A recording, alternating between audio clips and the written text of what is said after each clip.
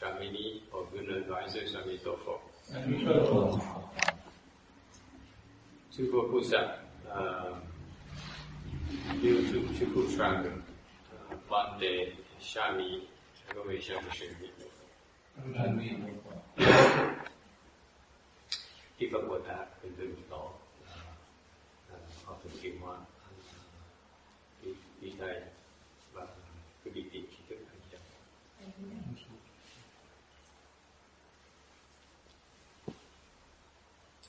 Today is 27th of January 2013.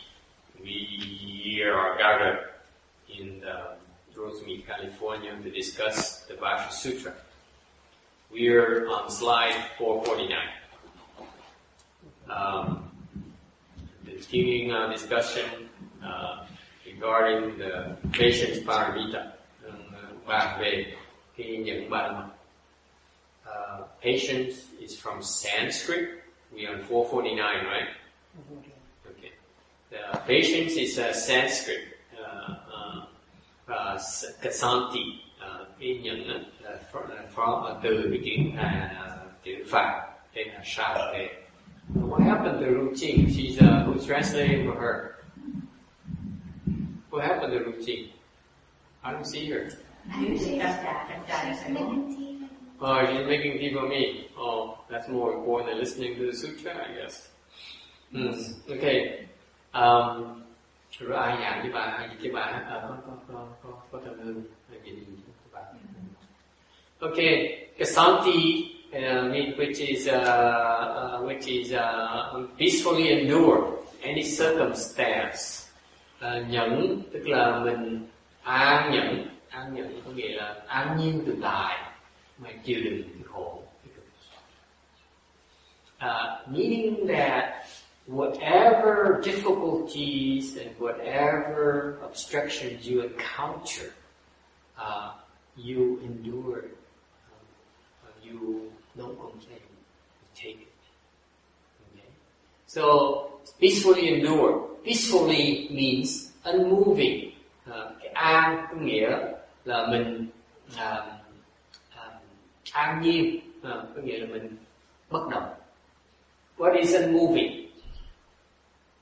Bất động là gì? Anyone? What's unmoving? Leave it refers to the mind not moving. Leave it refers to the mind not moving. Person and mind not moving. Bất động có nghĩa là cái thân và tâm bất động. How does the body move? Thân nó động, cái thân nó động vì sao thân nó động? Why does your body move?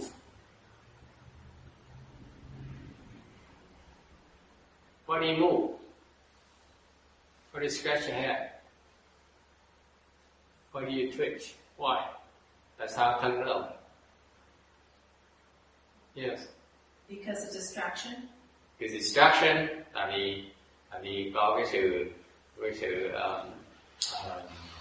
can thiệp từ ngoài tới. Yes. Why does your body move? It must move because the mind moves first. The body moves because the mind moves first. Cái thân nó động, cái tâm nó động trước. So moving is actually first and the mind not moving, not even the body. Cái chỗ bất động này nó bàn về cái tâm nó bất động.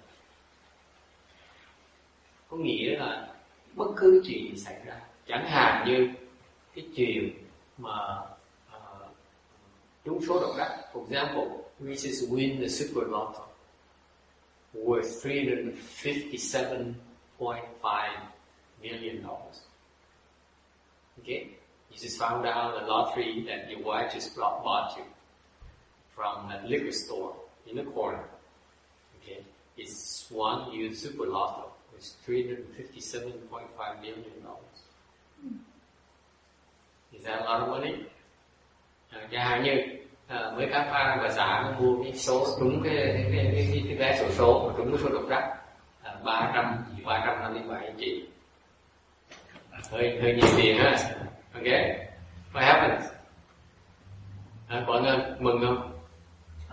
So I asked Wu Yin, are you happy? Wu Yin said, my goodness, of course I'm happy.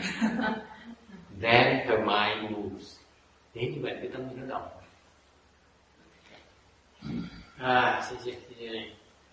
Thế see, cái đó đơn giản mà được có người cho uống trà. For example, I'm speaking Dharma and someone offered me tea. Okay, should I be happy? Yes. Then my mind just moved. Người ta mới cũng hey careful, don't fall.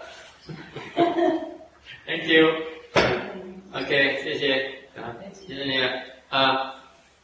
tức là bất cứ gì xảy ra, cái tâm mình nó bất động, vui cũng bất động, buồn cũng bất động. Meaning that if it's a happy thing, your mind doesn't move. If it's an unhappy thing, it's a sad thing, your mind doesn't move either. Mới gọi là tâm bất động.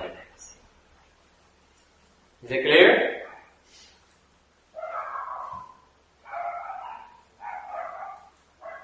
What's the matter? Why are you huddling? You're huddling right there. Trying to get a better view. The screen's about 1/4 size. Never read it. Trying to make this bigger. But I think this is a little bit.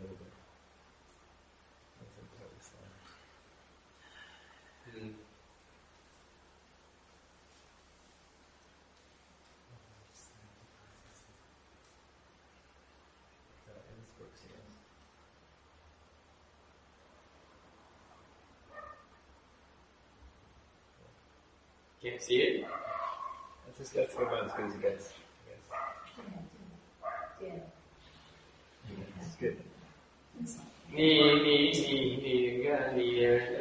在旁边坐下，好不好？他会向你翻译。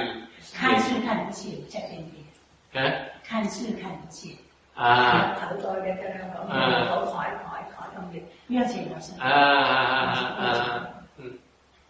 那禅体，就是忍辱的意思，是从梵语禅体，就是不清楚啊，不清楚。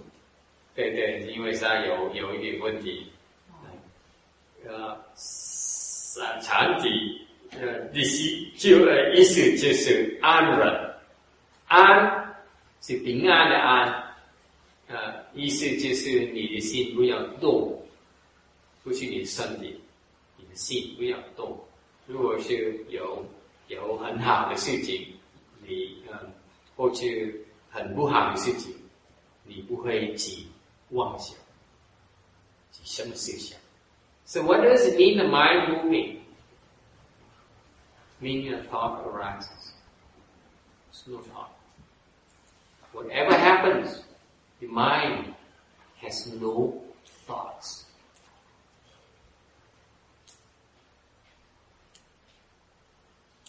Why I want to ask Wu Yin about the super lotto? Chả như thầy hỏi hồi nãy thầy hỏi một cái người đó là trúng số độc đắc á, có vui không vui? Đúng rồi, vui không vui? Có nghĩa là sao? And I said, oh, of course. She says, if you win the super lotto, is that a good thing? I said, would you be happy? She said, oh, of course, my God, I'd be so happy. Why is that? Because our attachment to money, nó tài năng còn chấp vào cái tiền. Okay. Thành ra tâm mới động. Cái người mà không tâm còn động, cái người không còn cái chấp trước rồi. 所以影响你定了不动的，是因为你没有什么执着。有执着的话，你就会起思想来喜欢，来是不喜欢，或是来是喜欢。Okay? So that's what it means. It shows right there that shows where your attachments are. Okay, so for example, today there's Super Bowl. Contrary to popular beliefs, I claim today is Super Bowl day. Okay, and I asked Taxi, who do you think you're gonna win? don't follow simple rules, or you guys are boring. Oh God. I do, but I don't care. You don't care? Then you might want to move either San Francisco or Baltimore winds. Yeah, I'll be watching it, but I don't care which one. Then it's no fun in watching. Oh, yes, it is. The fun about watching is do you root for your own team? Yeah, but they're It's more both exciting. They're both not my teams. I don't like these teams. Okay, so the peaceful here, okay, is the baseline where you control your mind and you don't give rise to any thoughts. Cái an này là cái gì mình cái tâm mình hoàn toàn không có cái vọng tưởng, không có suy nghĩ ở trong. Okay, so far so good. And then the second part, which is a little more difficult, is that to endure. Cái nhận là cái phần thứ nhì, nó quan trọng hơn, nó khó hơn. The 份就是忍，忍是你要忍痛苦，忍là những cái thống khổ.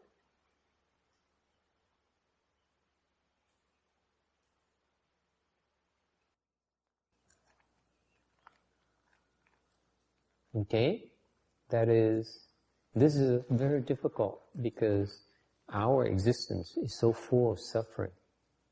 Cái này nó khó lắm, tại cái cuộc sống chúng ta đó, nó rất nhiều cái đau khổ.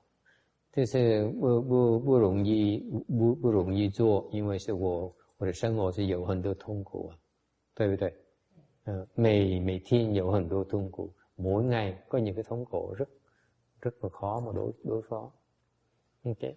For example, I know that for a lot of young people in their 30s, okay, who are successful, who are out there, they cannot stand being yelled at, being criticized. Chẳng hạn như người trẻ đó, người trẻ khoảng 30-40 thì người ta nhận cái bị bắn giết không được. 一般的人不会受不了那个被骂的，就很痛苦。So that's the first thing. You endure being maltreated. Thành cái nhẫn đầu tiên là nhẫn mà bị hành hạ, bị ngược đãi. 你需要忍被 I don't know, ngược đại. Ngược đại tiếng Hoa là gì? Hả? 不是 ngược đại, phản đại. Phải không? 不是反đại, ngược đại.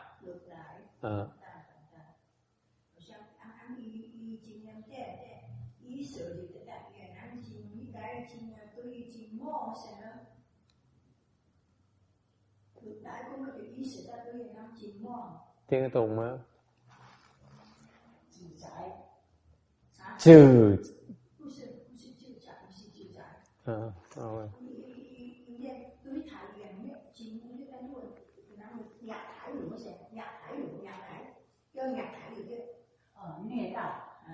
Niê tai.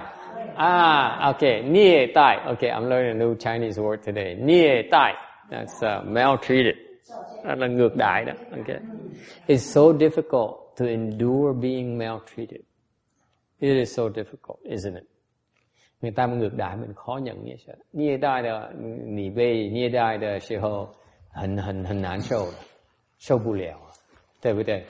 好像是尤其是你的所宠爱的人虐待了你的话就受不了了.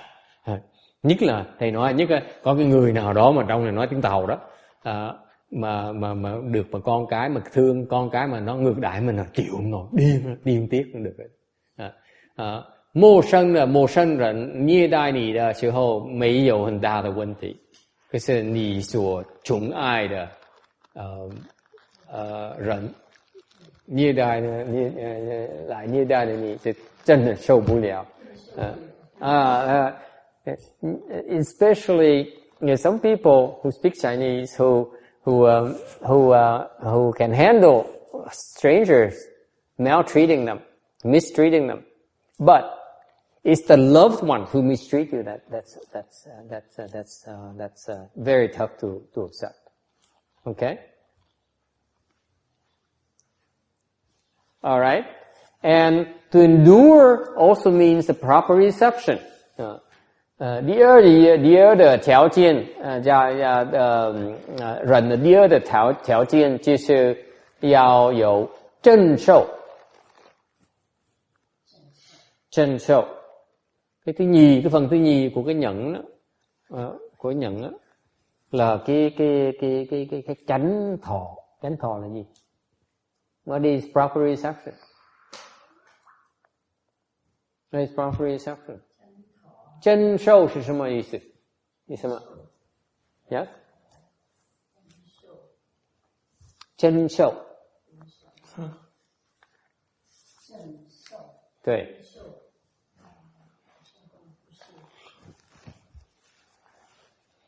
This is the meaning. Cái này ý nghĩa là như vậy nè. Cái bà ngủ lên ngủ xuống nữa. Sướng hạnh chứ sợ. Ăn trưa xong vào ngồi nghe giảng ngủ. Ô, giảng hay quá.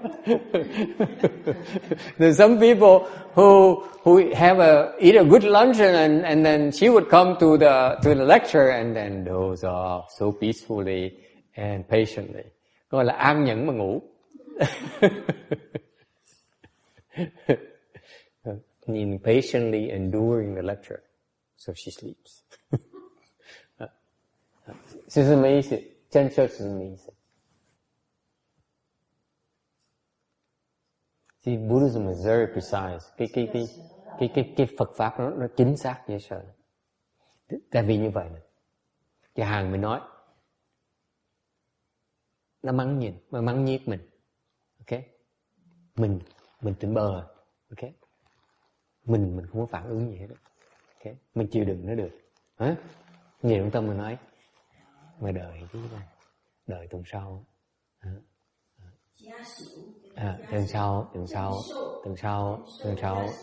tuần sau tôi mới trả đũa. Giờ tôi chịu đựng để tuần sau tôi trả đũa cho nó hả dạ. Cái đó gọi là tà thọ, không phải là chánh thọ.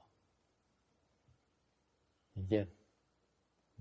So, 比方说你被骂的时候，你可以笑，不会有什么不会说什么话，不会有什么反应，可是你思想是在说，你等一下，下个星期日我会 retaliate， 会trả đũa。 OK， 我会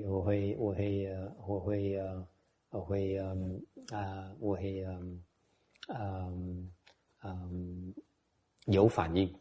OK， 这个是邪受，不是正受。邪受不是正受。邪和正的。那么也就是说不甘心的意思。对。不很甘心。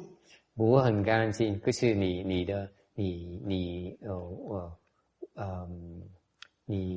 反背违背那个因果的关系。So it means that this is the example. For example, people yell at you, they scold you, okay, and you take it. You don't have any reaction whatsoever. Okay, you have no physical reaction whatsoever. But inside, you say, I'm going to endure it right now, but you wait until next week. I put something in your food.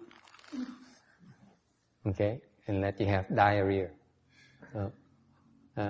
Người ta như vậy đấy. So người ta như đó, mình nhẫn là tuần nay mình không phản ứng gì hết. Tuần sau là mình sẽ bỏ đồ thuốc độc. để cho họ đói bụng. Okay. Cái đó là tà thọ. That is deviant perception. Because it violates the law of cause and effect. You still have, reactions that are against the law of cause and effect. You don't understand. Hiểu không?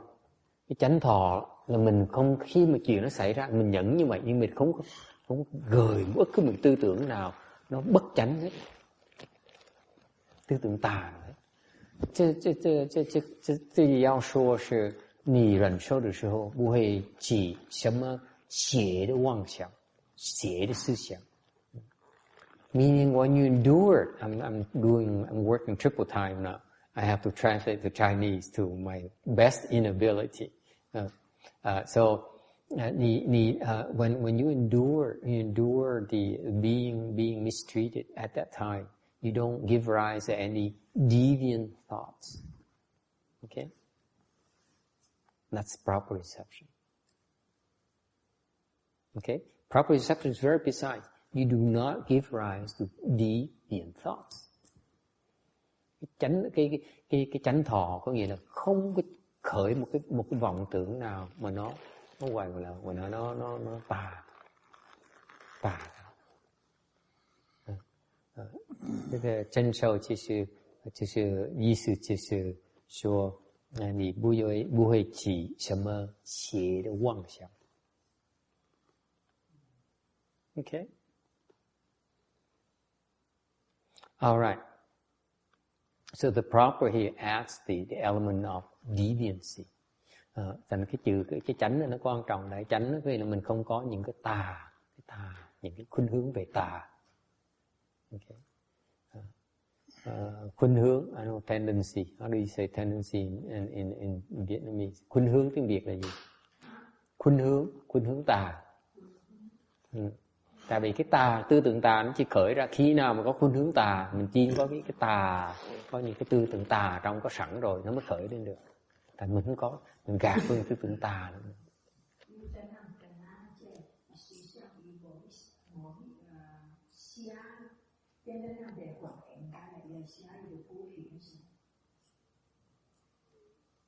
Oh well, I don't know what Chinese is. Okay.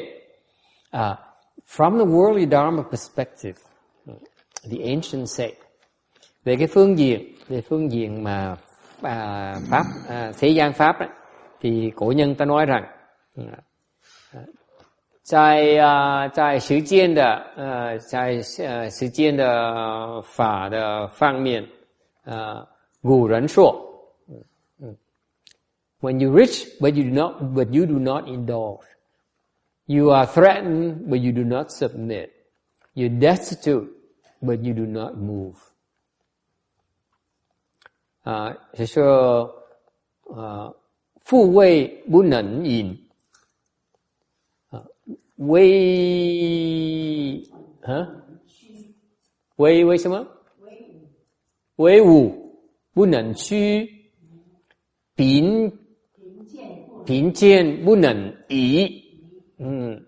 Tức là cái này đời xưa cổ nhân nói rằng phú quý mà không thể dâm, oai vũ chẳng thể khuất phục, bần thiện chẳng thể dời đổi. You thought about this? Quý vị nghĩ về cái chuyện này chưa? When you're rich, okay, you do not indulge. What do you indulge in?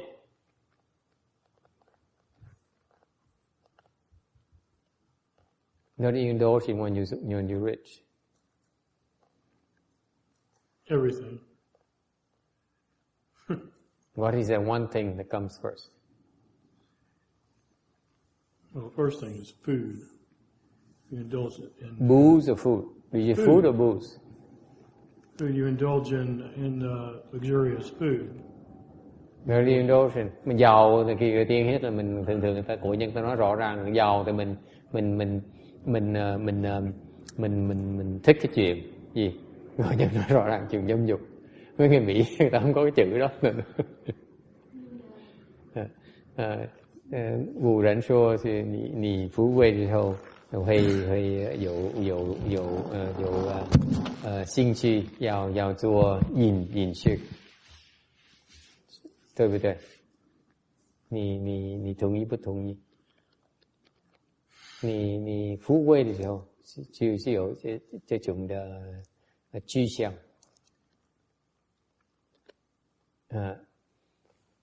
The rich people say, the ancients say, ancient wisdom is that when you're rich, it's very difficult to resist indulging in sensual pleasures. Sex. Sensual pleasures of all kinds, right? No, sex in particular. Oh. Why is that? Tại sao vậy? Tại sao Kim Nhi?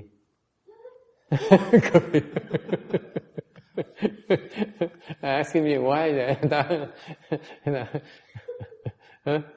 Tại sao vậy? Tại sao vậy? Why vậy? Tại sao như vậy?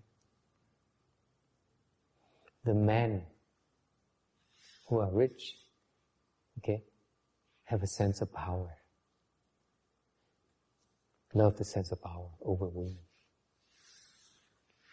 You agree or you disagree? Sure. It's a sense of power sure, over I agree, women. absolutely. Okay, very subtle, but most men would deny it. Ask Tràng, he would deny it. Who would deny it? Dám nói im, không nhúc nhích. Yeah, but everybody knows that, you know. So. What do you mean? Everybody knows it. No one talks about it. It's just that the sense of power over women is so exciting to us. Nobody talks about it. Yeah, it's except talked me. about plenty, believe me. Except me. Yeah. It's talked about. Thưa thầy, trường hợp mà đàn bà mà giàu có tiền thì sao thưa thầy? Thì oai lực trên đàn ông. Oai lực thì có cái ý lực trên người đàn ông. Tại vì đàn bà trước giờ nó bị người đàn ông đàn áp. Vậy đàn áp lại. Mấy người mà giàu, con biết không? Có như người phụ nữ là giàu có đó. Trời ơi, ta bồ hết người này người khác. Ta kể chuyện bên Đài Loan, rồi trên này nọ. Những bà giàu thì giàu. Trời ơi, bồ đầy hết. Không khác người đàn ông giàu. Thưa thầy, Việt Nam mình nói câu là giàu hay sinh tật. Đúng rồi. Cái giàu mà đầu tiên hết á, cái giàu đầu tiên là cái sắc. Dễ sợ. Cổ nhân ta rõ ràng dễ sợ.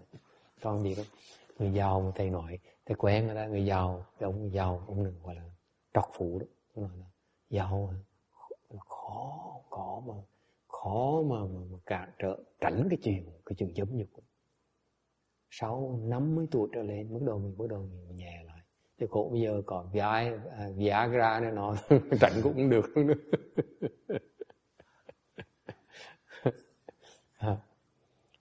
Nói tiếng quê quý vị có hiểu không? Tôi phải dịch lại nói tiếng nôm cho quý vị nghe. Tại vì mấy cái người này, cái ngồi kia người ta nói là thầy mà nói tiếng quê tôi không nghe, tôi không hiểu gì hết á. Cái này là người đàn ông người ta thích cái chuyện người mà giàu có đàn ông thích đàn bà nhiều bồ nhiều bịch. Tại sao như vậy? Tại vì thế phía đàn ông họ thích cái uy quyền trên phụ nữ. Đó là tâm lý của đàn ông này, thích được điều khiển người phụ nữ, thích gọi là việc vật sở hữu của mình. Ok, tâm lý người đàn ông như vậy. Thì anh Tràng mới hỏi ngay lập tức nói là vậy chứ người đàn bà giàu sao? Thì nói chừng nào mà con quen người đàn bà giàu như vậy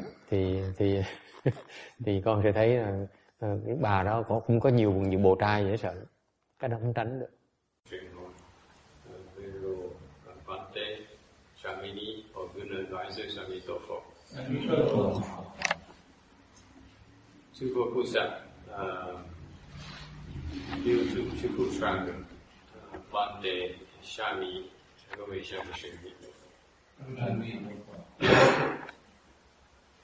Khi Phật Bồ Tát từng từng tổ họ thường kiều hoa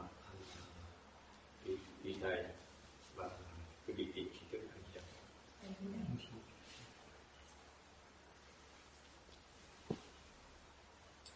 Today is 27th of January 2013. We are gathered in Rosemead, California to discuss the Vajra Sutra. We are on slide 449. Continuing our discussion regarding the patience paramita, bàn về khi nhận bạn.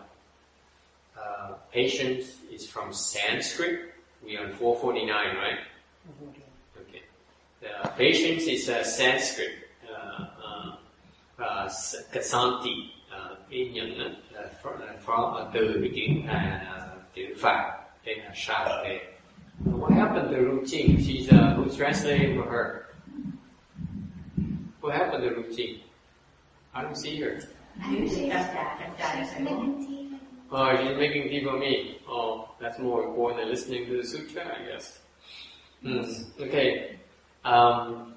Rồi ai giảng với bà, ai dịch với bà? Có thầm hương, ai dịch với bà? Okay, Kasanti, which is peacefully endure any circumstance. Nhẫn tức là mình an nhẫn có nghĩa là an nhiên tự tại mà chịu đựng cái khổ. Meaning that whatever difficulties and whatever obstructions you encounter, you endure it. You don't complain. You take it. Okay? So, peacefully endure. Peacefully means unmoving. Cái an có nghĩa là mình an nhiên, có nghĩa là mình bất động. What is unmoving? Bất động là gì? Anyone? What's unmoving? Leave the person's mind not moving.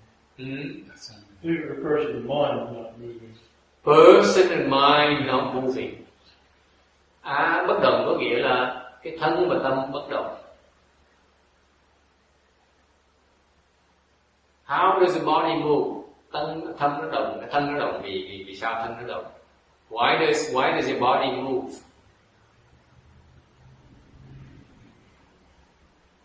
Why do you move? Why do you scratch your head? Why do you twitch? Why? Tại sao thân nó động? Yes. Because of distraction. Because distraction, tại vì có cái sự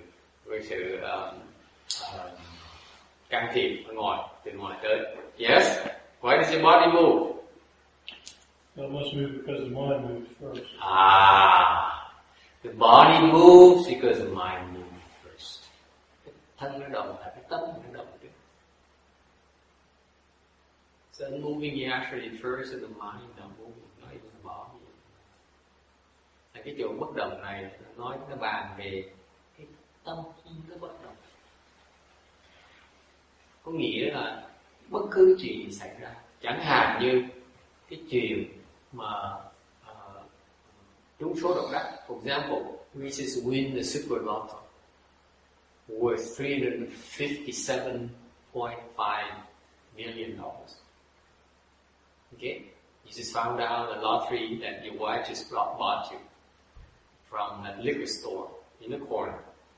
Okay, it's won you the Super Lotto. It's $357.5 million. Is that a lot of money? Chẳng hạn như mấy các pha và xã mua cái số trúng cái vé sổ số mà trúng cái số độc đắc 357 triệu. Hơi nhiều tiền ha. Okay, what happens? Có nên mừng không? So I asked Wu, are you happy? Wu said, my goodness, of course I'm happy. Then her mind moves. Nếu như vậy cái tâm nó động.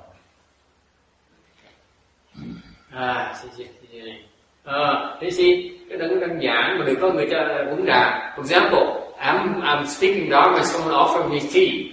Okay, should I be happy? Yes. Then my mind just moved. Người ta mới cũng hey careful, don't fall. Thank you.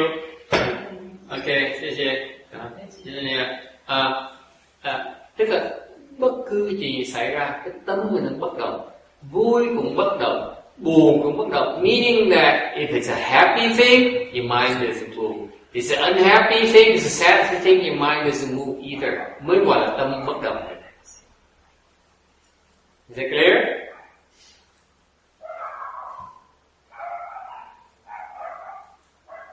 What's the matter? Why are you huddling? You're huddling right there. Trying to get a better view. Screen's about 1/4 size. Never read it.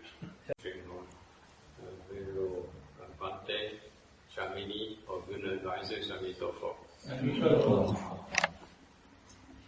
Chukokusa, YouTube, Chukutranga, Bante, Shami, Shami. Khi Phật Bồ Tát từ từ tổ họ thực hiện hóa đi đây và cái vị trí trí thức hành trật.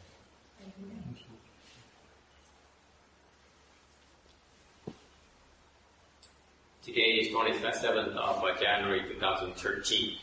We are gathered in Rosemead, California to discuss the Vajra Sutra. We are on slide 449. Continuing our discussion regarding the patience paramita, bàn về cái nhận bạn. Patience is from Sanskrit. We are on 449, right? Okay. Patience is Sanskrit. Kasanti, cái nhận là từ cái chữ Phạn tên là Shavate. What happened to Ruchi? She's who's translating for her? What happened to Ruchi? I don't see her. Oh, she's making tea for me. Oh, that's more important than listening to the sutra, I guess. Okay. Rồi ai giảng với bà, cái bà có thầm hương gì bà. Okay, Kasanti, which is peacefully endure any circumstance. Nhẫn tức là mình an nhẫn có nghĩa là an nhiên tự tại mà chịu đựng khổ. Meaning that whatever difficulties and whatever obstructions you encounter, you endure it. You don't complain. You take it. Okay? So, peacefully endure. Peacefully means unmoving. Cái an có nghĩa là mình an nhiên, có nghĩa là mình bất động. What is unmoving? Bất động là gì? Anyone? What's unmoving? Leave the person's mind not moving. Leave the person's mind not moving. Person and mind not moving. Bất động có nghĩa là cái thân và tâm bất động. How does the body move?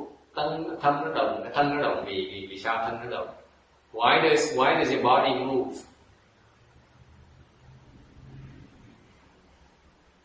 Why do you move? Why do you scratch your head? Why do you twitch? Why? Tại sao thân nó động?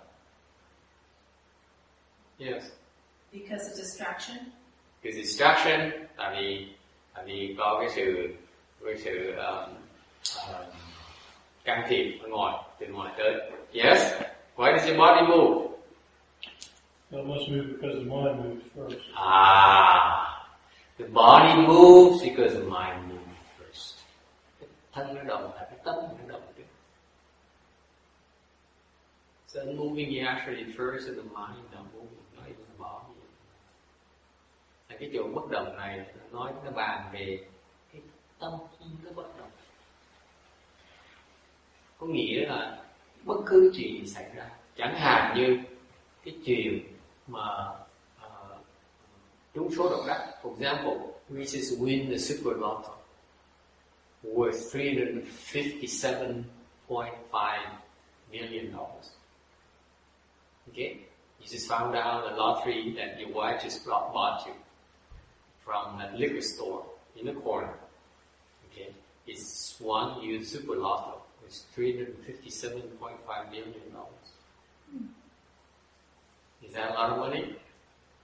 Chẳng hạn như mấy các Phan và xã mua cái số trúng cái vé xổ số mà trúng cái số độc đắc 357 triệu. Hơi nhiều tiền ha. Okay. What happens? Có nên mừng không?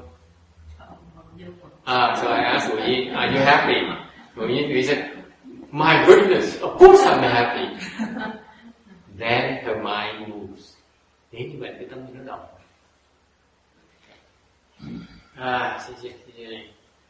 Thế see, cái đó đơn giản mà được có người cho uống trà. For example, I'm speaking Dharma, someone offered me tea.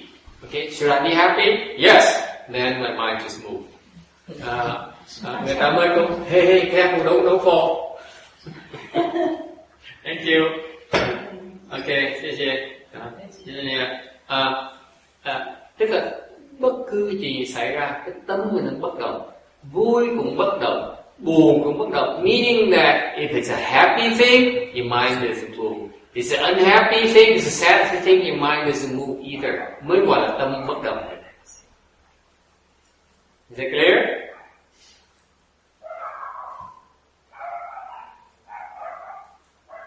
What's the matter? Why are you huddling? You're huddling right there. Trying to get a better view. The screen's about 1/4 size. Never read it. Trying to make this make it bigger. But I think this is a little better.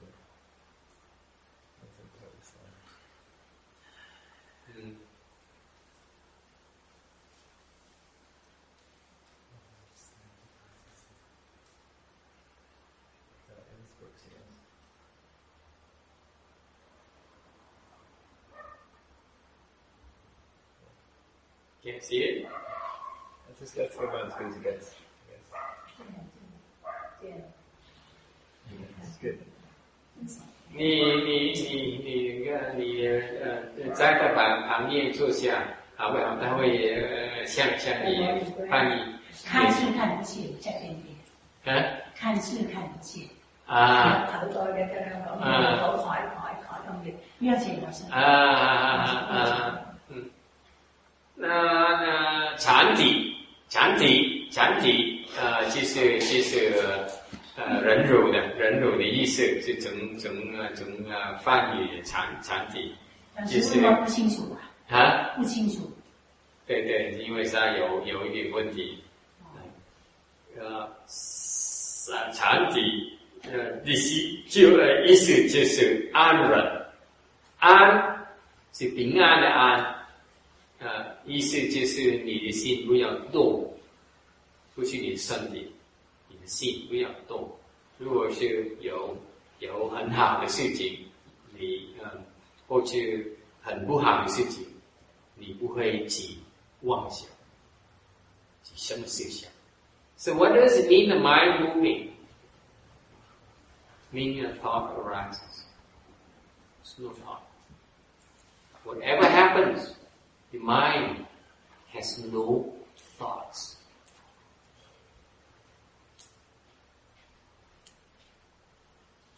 Why I want to ask Wu Yin about the super lotto? Chả như thầy hỏi hồi nãy, thầy hỏi một cái người đó trúng số độc đắc á, có vui không vui? Đúng rồi, vui không vui? Có nghĩa là sao? And I said, oh, of course. She says, if you win the super lotto, is that a good thing? I said, would you be happy? She said, oh, of course, my God, I'd be so happy. Why is that? Because our attachment to money, tài năng còn chấp vào cái tiền. Okay. Thành ra tâm mới động. Cái người mà không tâm còn động, cái người không còn cái chấp tới tiền. 所以你想，你心呢不动，是因为你没有这么执着，有执着的话，你就会起思想来喜欢，来是不喜欢，不是来是喜欢。Okay?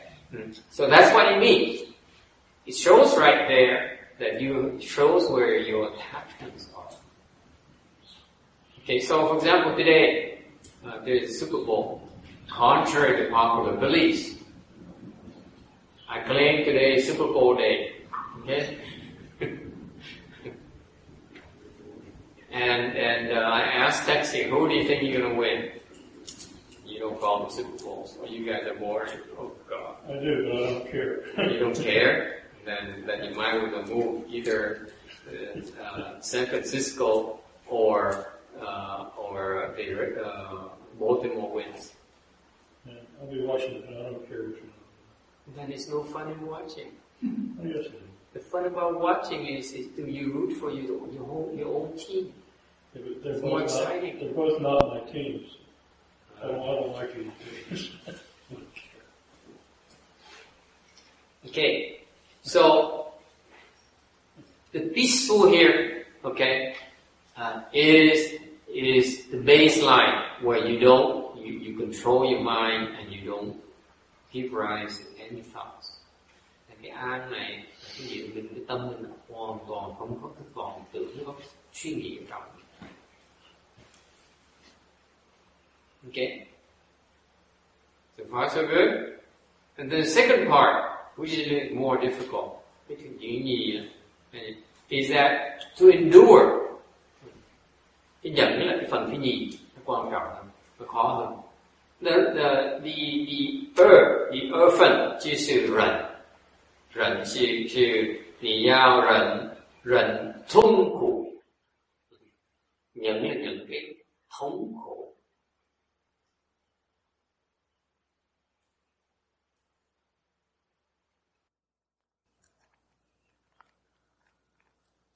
Okay, this is very difficult because our existence is so full of suffering. Cái này nó khó lắm, tại cái cuộc sống chúng ta đó, nó rất nhiều cái đau khổ. 就是不容易做，因为是我的生活是有很多痛苦啊，对不对？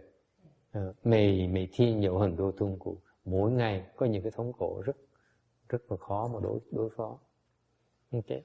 For example, I know that for a lot of young people in their 30s, okay, who are successful, who are out there, they cannot stand being yelled at, being criticized. Chẳng hạn như người trẻ đó, người trẻ khoảng 30-40 thì người ta nhận cái bị bắn giết không được. 一般的人不会受不了那个被骂的，就很痛苦。So that's the first thing. You endure being maltreated. Thành cái nhẫn đầu tiên là nhẫn mà bị hành hạ, bị ngược đãi. 你需要忍被 I don't know, ngược đại. Ngược đại tiếng Hoa là gì? Hả? 不是 ngược đại, phản đại. Phải không? 不是反đại, ngược đại.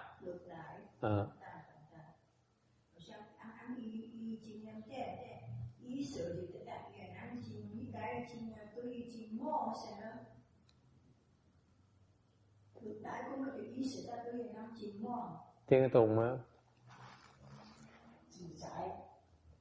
Trừ.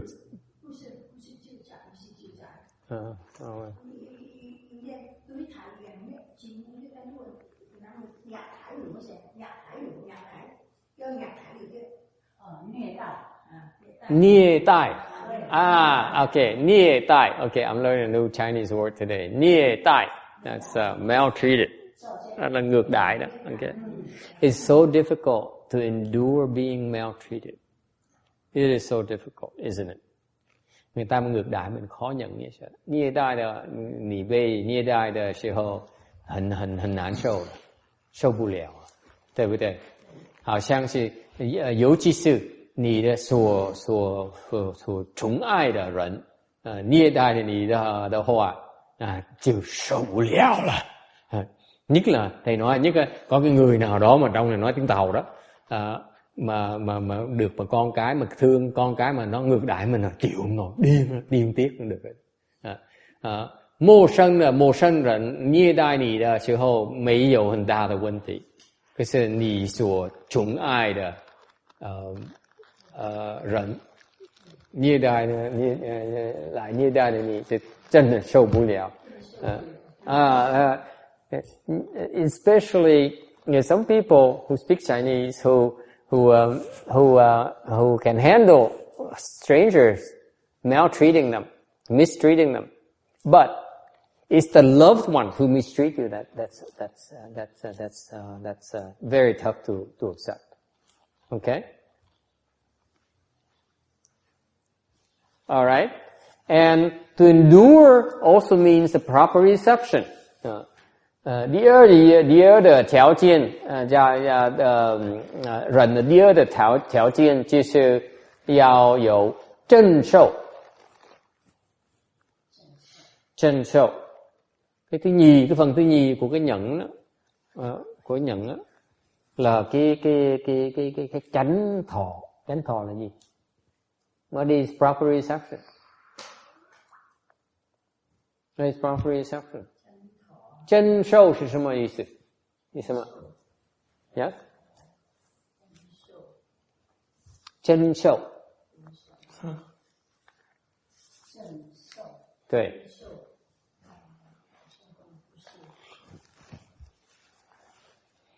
This is the meaning. Cái này ý nghĩa là như vậy nè. Cái bà ngủ lên ngủ xuống nữa. Sướng hạnh chứ sợ. Ăn trưa xong vào ngồi nghe giảng ngủ. Ô giảng hay quá.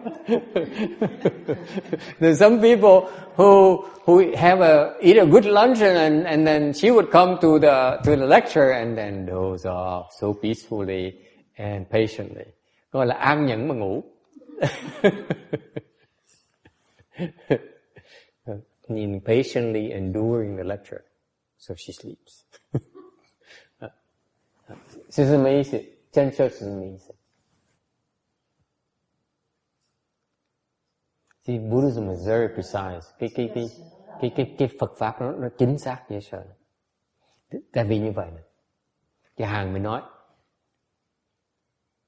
nó mắng nhiếc mình. Ok? Mình tỉnh bơ. Ok? Mình không có phản ứng gì hết. Ok? Mình chịu đựng nó được. Hả? Nhiều trong tâm mình nói mà đợi chứ mà đợi tuần sau.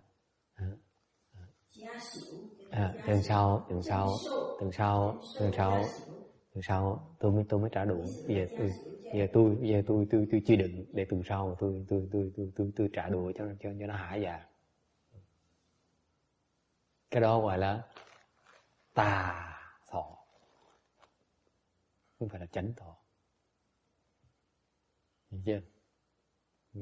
So, 比方说你被骂的时候，你可以受，不会有什么不会说什么话不会有什么反应，可是你思想是在说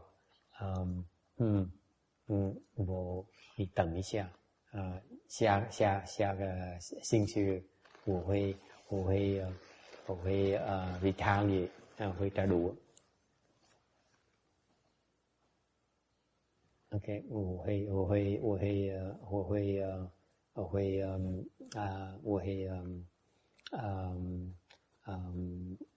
有反应 OK， 这个是邪受，不是正受。邪受不是正受邪和正的那么也就是说不甘心的意思。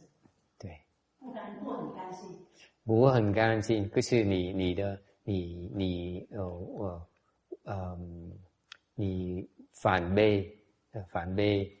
违背那个因果的关系。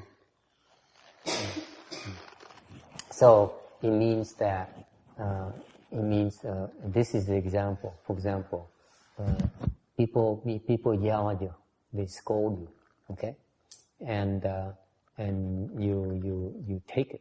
You don't have any reaction whatsoever. Okay, you have no physical reaction whatsoever.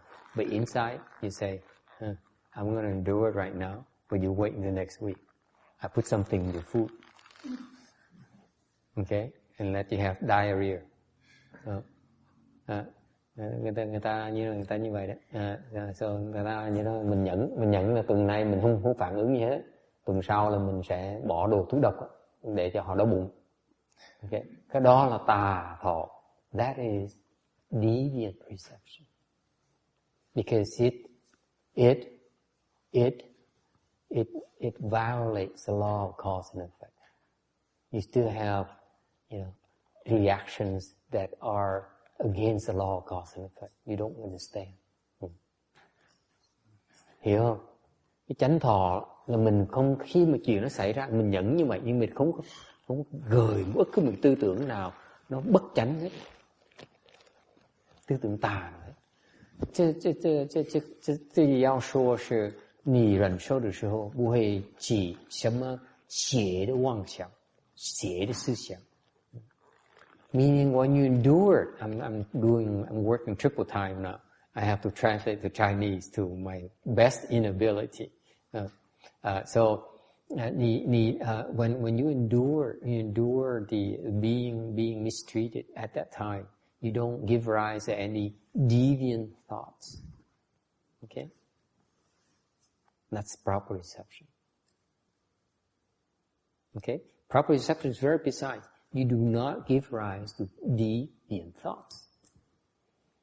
Cái chánh thọ có nghĩa là không có khởi một cái vọng tưởng nào mà nó gọi là nó tà.这个真受就是意思就是说，你不会起什么邪的妄想。Okay. All right. So the proper here adds the element of deviancy. Thành cái chánh này nó quan trọng đấy. Chánh nó là mình không có những cái tà, những cái khuynh hướng về tà. Okay. Khuynh hướng, I know tendency. How do you say tendency in Vietnamese? Khuynh hướng tiếng Việt là gì? Khuynh hướng tà. Tại vì cái tà, tư tưởng tà nó chỉ khởi ra khi nào mà có khuynh hướng tà, mình chỉ có cái tà, có những cái tư tưởng tà trong có sẵn rồi nó mới khởi lên được. Tại mình không có, mình gạt với tư tưởng tà nữa.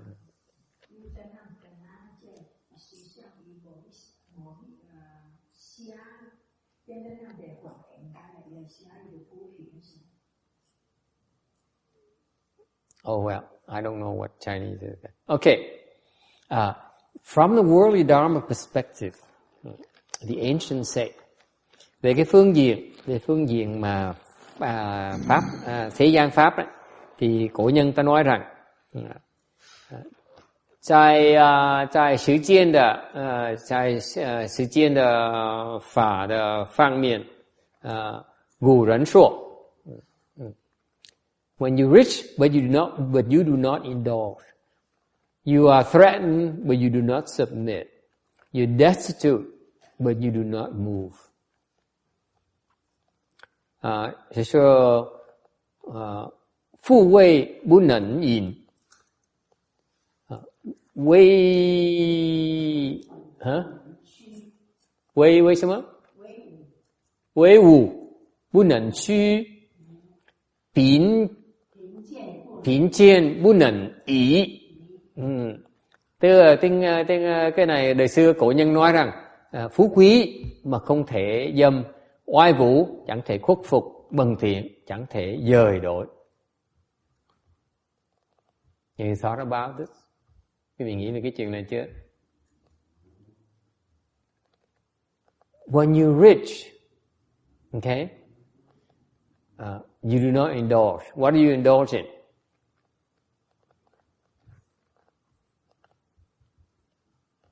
Not indulging when you're rich. Everything. What is that one thing that comes first? Well, the first thing is food. You indulge in Booze or food? Is it food or booze? Food. You indulge in luxurious food. Very indulgent. Mình giàu thì kia tiên hết là mình thường người ta cổ nhân ta nói rõ ràng giàu thì mình thích cái chuyện gì? Cổ nhân nói rõ ràng chuyện dâm dục. Với người Mỹ người ta không có cái chữ đó. 古人说是你富贵之后会有兴趣要做饮食，对不对？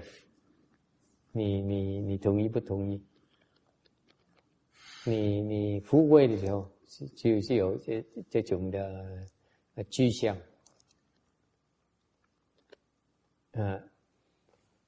The rich people say, the ancients say, ancient wisdom is that when you're rich, it's very difficult to resist indulging in sensual pleasures. Sex. Sensual pleasures of all kinds, right? No, sex in particular. Oh. Why is that? Tại sao nhỉ? Tại sao Kim Nhi?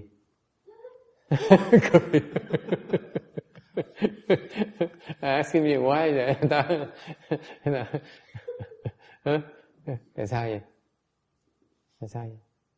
Why vậy? Tại sao như vậy? The men who are rich, okay, have a sense of power. Love the sense of power over women. You agree or you disagree? Sure. It's a sense of power Sure, I over agree, women. absolutely. Okay, very subtle, but most men would deny it. Ask Tràng, he would deny it. Who would deny it? Dám nói im, không nhúc nhích. Yeah, but everybody knows that, so.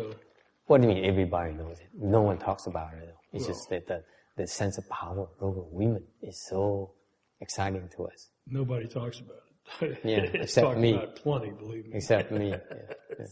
It's talked about. Thưa thầy, cái trường hợp mà đàn bà mà giàu có tiền thì sao thưa thầy?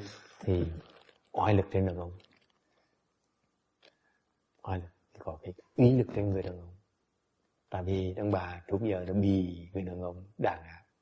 Vậy đàn áp lại. Mấy người mà giàu, con biết không? Có như người phụ nữ là giàu có đó. Trời đất ơi, ta bồ hết người này người khác. Ta kể chuyện bên Đài Loan rồi trên này nọ. Những bà giàu thì giàu. Trời ơi, bồ đầy hết. Không khác người đàn ông giàu. Thưa thầy, Việt Nam mình nói câu là giàu hay sinh tật. Đúng rồi. Cái giàu mà đầu tiên hết á, cái giàu đầu tiên là cái sắc. Dễ sợ. Cổ nhân ta rõ ràng dễ sợ. Còn gì đó, người giàu mà thầy nói, thầy quen người ta, người giàu, cái ông người giàu, ông đừng gọi là trọc phụ đó. Ông nói là giàu là khó mà cản trở, tránh cái chuyện giống như sau 50 tuổi trở lên, bắt đầu mình nhẹ lại. Thì cổ bây giờ còn Viagra này nó tránh cũng được.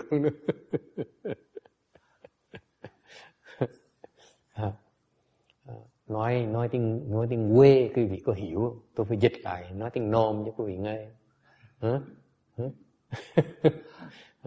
Tại vì mấy cái người này, cái ngồi kia người ta nói là thầy mà nói tiếng quê tôi không nghe, tôi không hiểu gì hết á. Cái này là người đàn ông người ta thích cái chuyện người mà giàu có đàn ông, ta thích đàn bà nhiều bồ nhiều bịch. Tại sao như vậy? Tại vì thế phía đàn ông họ thích cái uy quyền trên cái phụ nữ. Đó là tâm lý của đàn ông này, thích được điều khiển người phụ nữ, thích gọi là việc vật sở hữu của mình. Ok, tâm lý người đàn ông như vậy đó. Thì anh Tràng mới hỏi ngay lập tức nói là vậy chứ người đàn bà giàu sao? Thì nói chừng nào mà con quen người đàn bà giàu như vậy thì con sẽ thấy là cái bà đó cũng có nhiều bộ trai dễ sợ. Cái đó không tránh được. Tụi nhân nói đúng dễ sợ, không tránh được. Tại mấy người bà giàu thì nghe tới mấy cái báo kể lại bồ bịch đầy hết, đàn ông đầy hết, trai tơ đầy hết.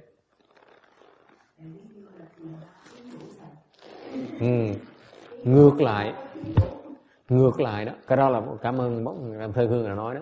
Cái ngược lại cái phía người đàn phụ nữ thấy người đàn ông giàu nhảy vào tát ngay lập tức. Lấy tiền chứ, cái của cải. Người đàn bà không phải là quý vị, không phải là quý vị muốn cái sự an toàn phải không? Mình lấy chồng để mình được an toàn này, mình được của cải này, mình được địa vị, đúng không? Cần gì tình yêu, đúng không? Sao mình có cái gia tài rồi mình tính tình yêu sao, đúng không? Phải không? Ai cũng im thiên thích. Dạ. Thiên địa không dám nhìn thầy luôn nữa.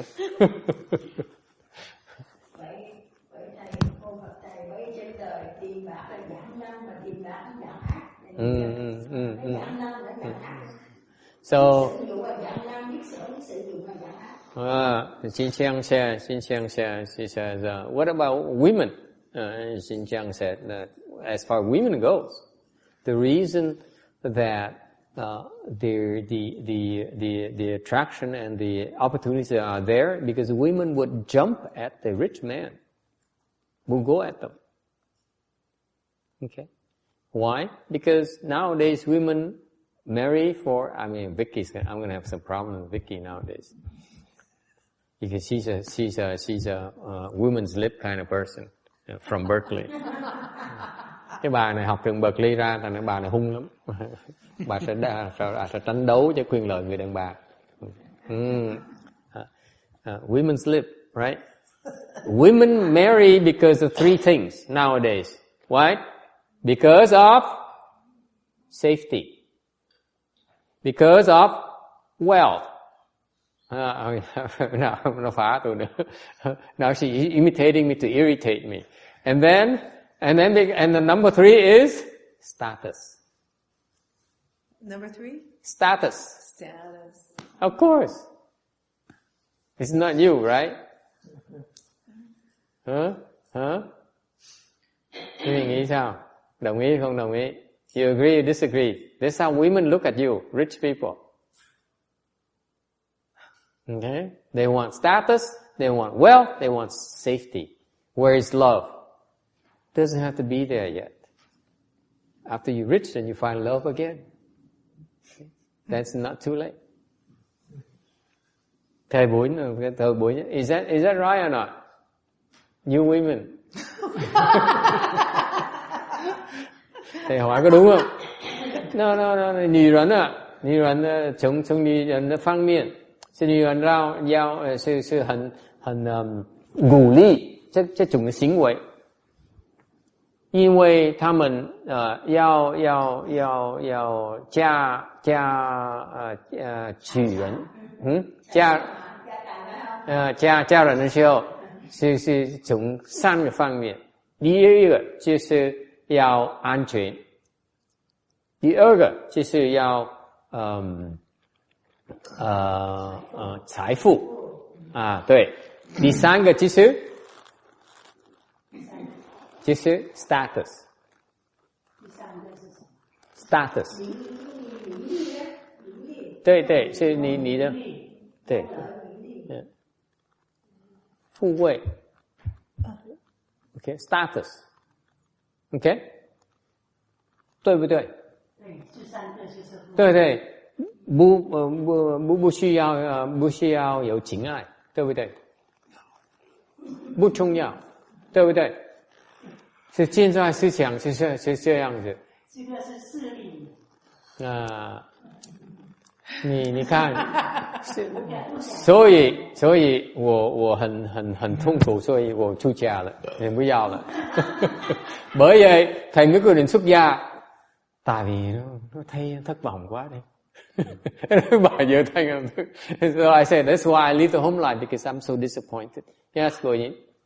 Thầy xuất gia về thầy chưa có đệ gì, chưa có ấy, nhưng mà thầy xuất gia rồi mà là làm được một vị mà giống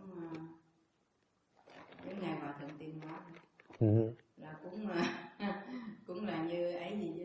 Giống bây giờ thầy làm đó, người ta không biết thầy là người gì chứ không. Người ta coi ghẻ rồi này, người ta biết nó thầy này là cái bản lãnh rồi đó, nó cái đời nó khác rồi. Giống cái người Vô Yin made a prediction. Cái bà con Ngân bà tiên tri trước. Bà nói chừng nào mà thầy mà có tiếng rồi, thầy cũng khác mấy người thế gian khác. Cũng bồ bịch đầy hết. She made a prediction. She says, right now, Master, you are like unknown. No one knows about you. When you become famous, it's like the rest of the worldly people. You also will have a lot of girlfriends.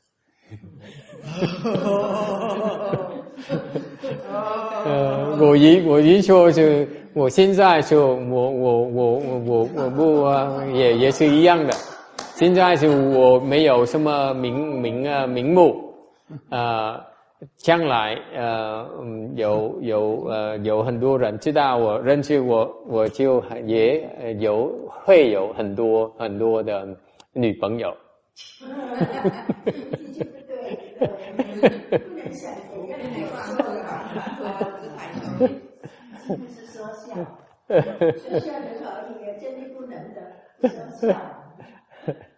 We'll see. Oh. I can't. I look forward to it. Let me put it that way. To being rich and famous. And I see if I can endure the test. Thầy nói là thầy sẵn sàng đợi cái thử thách đó, để cái lúc mình đợi mình giàu, mình nổi tiếng đó, mình thử thách mình sẽ ra sao. So I say I will patiently learn to endure that kind of peacefully endure being rich. Nên thầy sẽ an nhẫn làm giàu. So 我的回答就是我会安忍富贵。将来的富贵，好不好？好 ，OK. So that's the rich part. The rich part. Cái giàu nữa, bởi vậy nói quý vị nghe này, OK. Thành ra cái khó khăn mình bây giờ, hồi năm vừa rồi mình có đó, khó khăn là cái chùa này mình có đó. OK. Mình khi mà qua cơn bão tố, mình nhìn lại nói trời, cái gì đâu mà than, suy nghĩ lại cho coi, mình thử coi thử. Nó bây giờ nó đưa cái chùa nó lớn thì cũng chừng nó thôi, tâm mình cũng động, mình không thấy có gì, mình thấy nó không có gì mà xứng đáng để mình nhận được, có gì đâu.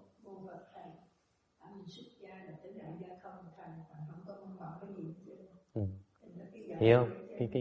Cái khó khăn cho thấy thầy nói học trò thầy nói con biết sao này, cái khổ cực mà cái địa ngục mà chúng ta đã sống trong năm vừa rồi đó, con nghĩ lại với coi cái chùa có ý nghĩa gì đâu có gì xứng đáng để mà sống trong cái địa ngục như vậy đâu.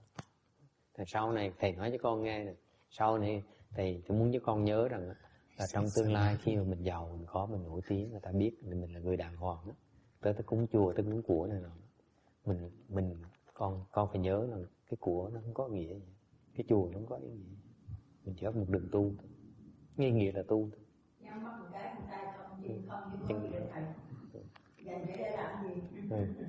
Chùa nó cũng phải thôi. Bao nhiêu tài sản, bao nhiêu của cải, nhắm mắt cái cũng không. Nắm được một lần cũng so he làm xuống cái túi cho con tháo cái túi còn không giữ được. Cái giàu nó không lợi hại. Mà cái lợi hại lắm á. Cái giàu đó mình biết đó, thì nó đỡ. Mình không biết thì nó dẫn dắt mình rất là đau. Thì giống như giờ thầy như vậy. Vạn thiện vạn ác đó.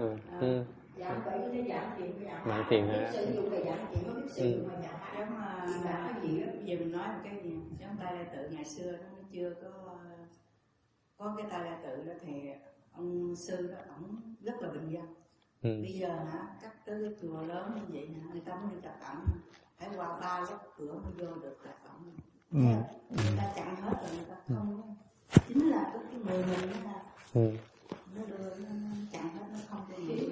Nói là chính Phật tử mà đưa ổng lên rồi. Đó có thể sự chắc ổng không cho gặp luôn được. Ổng không có như vậy nhưng mà các Phật tử đưa ổng lên. Giống bây giờ ổng thầy hàng trường đó ha. Bây giờ nói thằng chiều chính là nọ nè, 2 năm trước tôi gọi điện thoại vô, không ai cho họ gặp hết. Để gặp thầy chiều nói chuyện, là đệ tử là chặn lên hết, không có cho gặp. Hay cái như vậy đó, bởi vì cái người lợi hại như vậy đó. Để ngài tiên hóa là không có. Ngài tiên hóa là giống ổng là cũng là một vị cao tăng, ai mà không biết đâu. Mà ổng không có cho ta làm việc, đệ tử không dám làm. Muốn gặp thầy là phải bất cứ giá nào, bất cứ một người ăn mày muốn tới gặp thầy là phải cho gặp liền. Chứ không có hỏi là này là ai, cái này cái kia. Không, đệ tử ăn thua là người đệ tử dẫn dắt. Ăn thua con người thầy, tư tưởng người thầy. Đi với đệ tử không? Ăn thua có Phật tử, tôi không có người trung tâm ảnh hoặc theo ảnh hoặc nữa. Có kỳ người Phật tử thấy có tiền là sợ.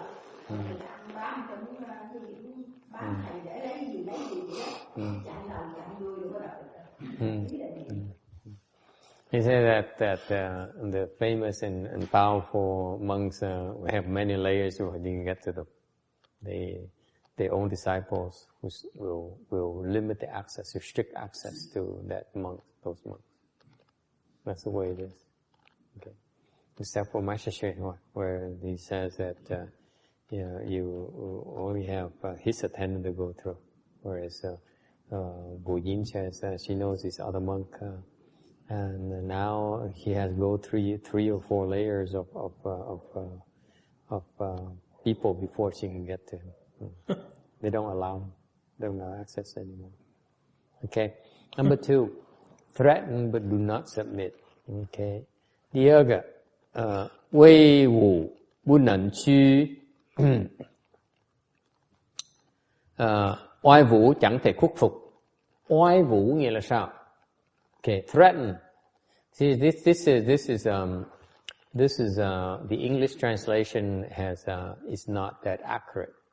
Okay, so I will explain to you for your sake what is threaten. Threaten means that you are awed by that person's presence, or that person uses physical means to abuse you. That's meant by threaten. Okay, the 2 things is the awe, maybe reputation, or the looks, or the numbers, whatever. But somehow you are in awe of that, of the opposition of that person. And then wu is that there's a physical threat to you. Okay, they can beat you up, they can maim you. That's threaten. Those 2 aspects. Is it clear? Chinese is very precise. Cái oai vũ nó quan trọng. Cái oai là cái oai nghi người ta đó, cái oai lực người ta đó. Oai có nghĩa là nhiều khi người ta mình thấy người ta một cái tâm mình nó run sợ là cái oai quyền người ta. Okay. Sự威胁的 Okay, 是威胁的意思，是它的力量 ，OK， 让你有一点害怕，有一点不舒服 ，OK，and 武就是你怕他的力，他的奖励，地位，高官，对，因为武那方面武就是你怕被他打，被他放在监狱，是这个武，是那个是 physical，OK， cái vũ này cái võ này là nó cái sự ảnh hưởng tới cái an toàn cái thân thể của mình. See, the wu here, the threat here, the physical thing here is a threat to your physical well-being. Okay, so wei wu, the two words here, oai wu này, oh, this guy's very annoying. Wei wu here, the 2 aspects. Wei meaning that is the mental part, okay, the mental part. Cái oai á là là cái tinh thần của mình nó uy hiếp, tinh thần bị uy hiếp. Còn cái vỏ đó là cái thân thể mình có thể nó bị uy hiếp. You see that the two parts are being threatened mentally because of his reputation or his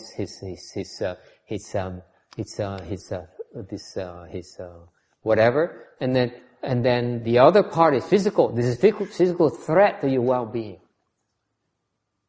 Okay, so it's both mental and physical. Thành cái oai vỏ này là nó vừa tâm vừa thần luôn。所以威武是有两个方面，是在你的心里，还是在你的身体。Okay, when you are threatened and you do not submit, okay, oai vũ chẳng thể khuất phục. Có nghĩa rằng á là不屈服，不会屈服。主要是我们这样，我们就不屈服那个是邪的。对，很好。Mà nó hay lắm, nó là nếu chúng ta tránh, mình không cần mình sợ. She says something very good. You don't submit because you are proper. You have nothing to worry about.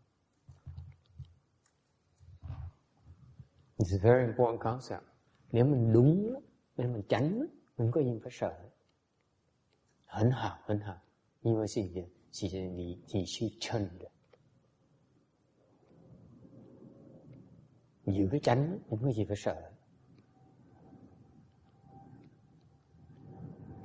Okay, if you're proper, yes. Physical mean by attacking or fighting?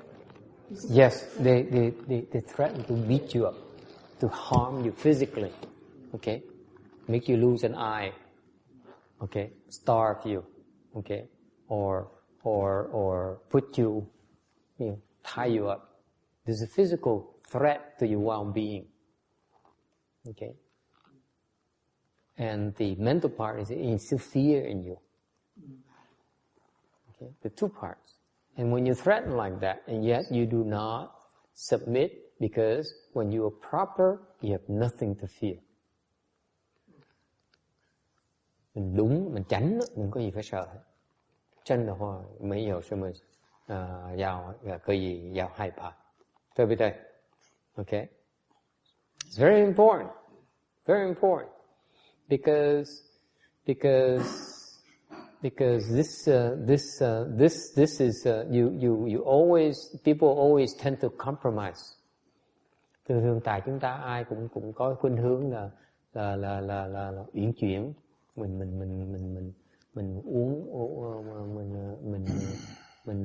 linh động, uyển chuyển một tí để mình hợp thời hợp pháp. Trong đây cái chánh của các bạn, cái nhập thanh nói đó, cái chánh là không cần uyển chuyển. Hiểu không? It's very important. It says what she just brought up is so important. It says if you're proper, you don't need to be flexible. You know?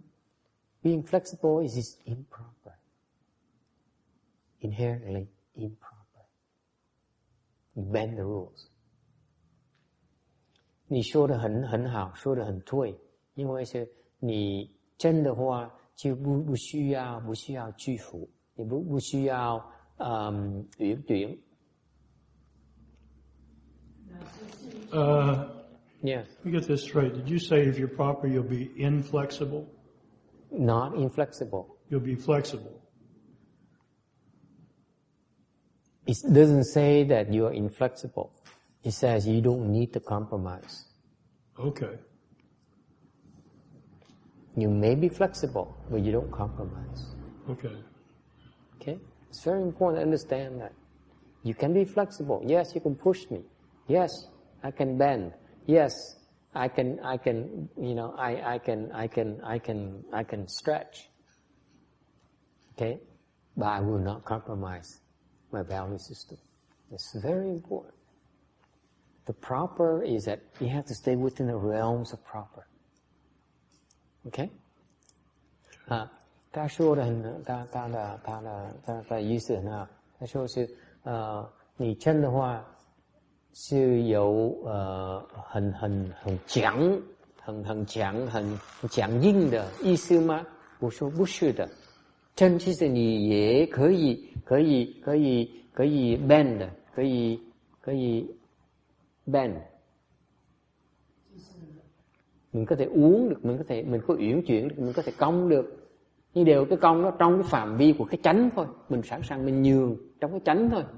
Tới lúc mà tới cái nó quá thành cái tà rồi mình không nhường nữa, người ta làm chuyện tà mình không làm được nữa. Ok? 所以你可以忍，你可以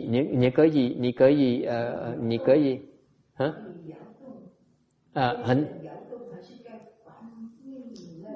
不是硬的，你可以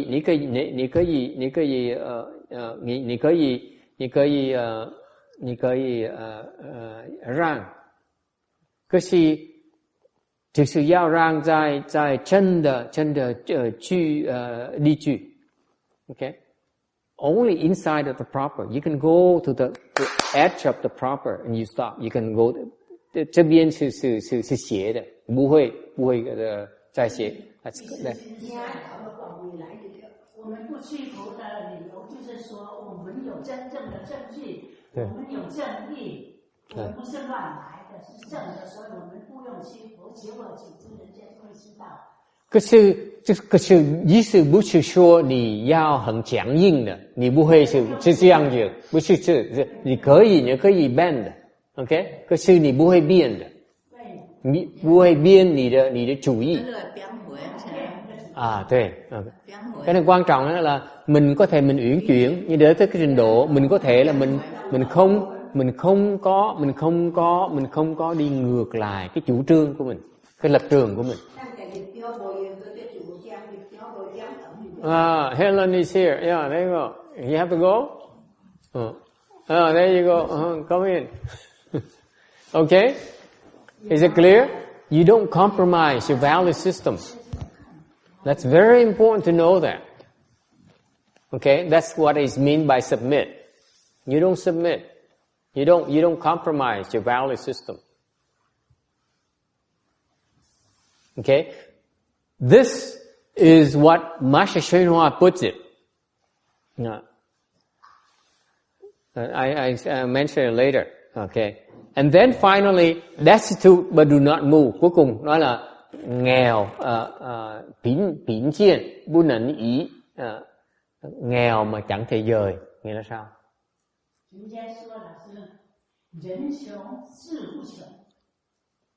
Rỉnh穷. 就是意志的意思。志不穷。人穷志不穷。对。那么穷的时候，人家就看清他，就觉得他贱了。对。不过他自己呢，没有这样子看自己。其实他人是穷了，不过他的意识不能够不穷，不移，也就是说不改变，不转。对。Okay, I went overboard. What it means is that, okay, what I threaten, what I just talked to you is not move, okay?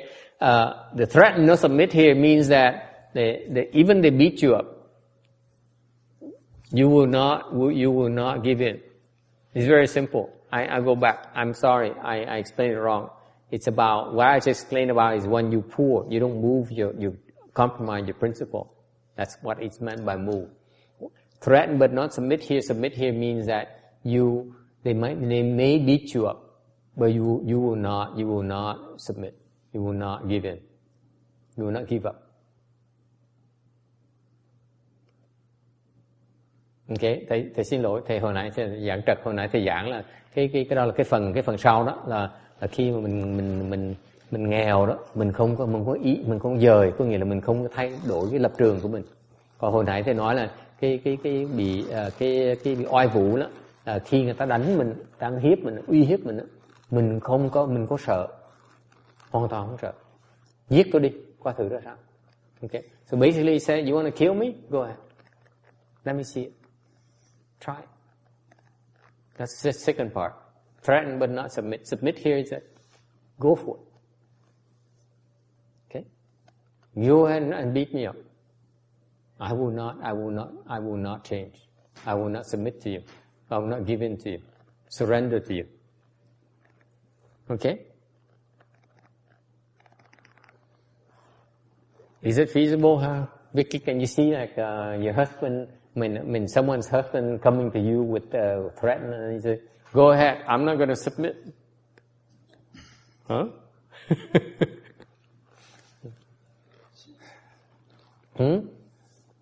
Can you see that happening? Like a woman looking at the husband coming at her and threatening her, and you say, go ahead, I'm not going to submit. You think that works? Thưa thầy, con thấy go ahead, I will call 911. What? Go ahead, I will call police.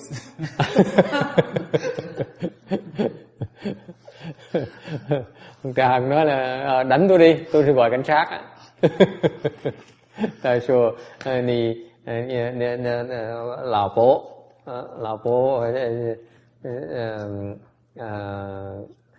看老公来威胁他们，他说你打我，你可以打我，可是我会叫警察。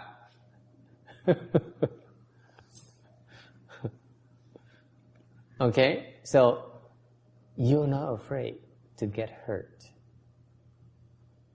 This is a very important concept in not submit. Cái không khuất phục này, cái quan điểm đó là mình không sợ bị đánh, không sợ bị hại, không sợ bị thương. Làm được không? Khó lắm. 这个不屈服的意思就是你不怕被受伤。被伤害, mình不怕. Người ta uy hiếp mình chừng nào mình không sợ tí nào. Mình nói cứ làm tôi coi thử. Okay. Muốn giết à? Giết tôi coi. Không có sợ. Không có sợ.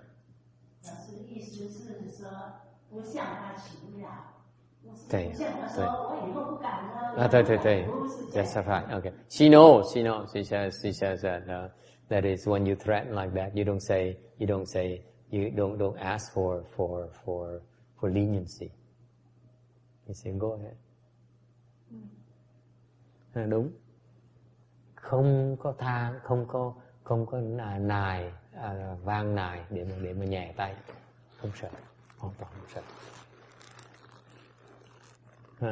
Thưa thầy, nhưng mà go ahead giống như là mình chén lên thầy còn biệt nặng thế nữa. Cái tột đỉnh đó là mình go ahead. Chứ còn mình lặng không, mình còn có sợ trong cái này. Hoàn toàn không sợ. Go ahead.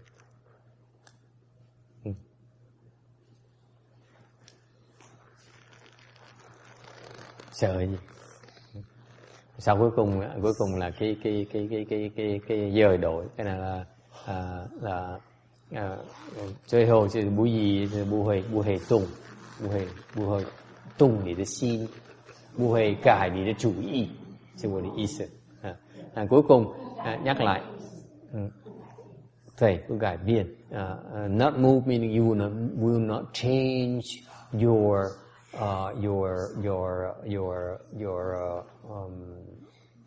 principles. You will not change your principle. Không có dời đổi cái chủ nghĩa của mình, cái tư thế của mình. So far so good. Nghe rõ ràng không? Sư phụ sang rằng ta dễ sư số tung sự不判决，恶事不久也，穷事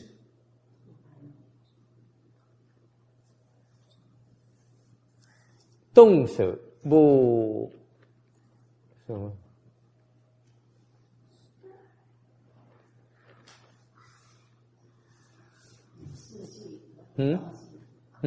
有三个。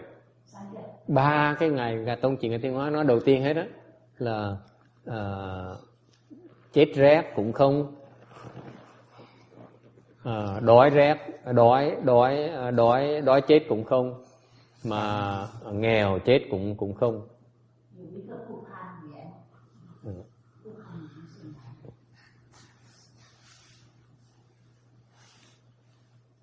Chiếu duyên.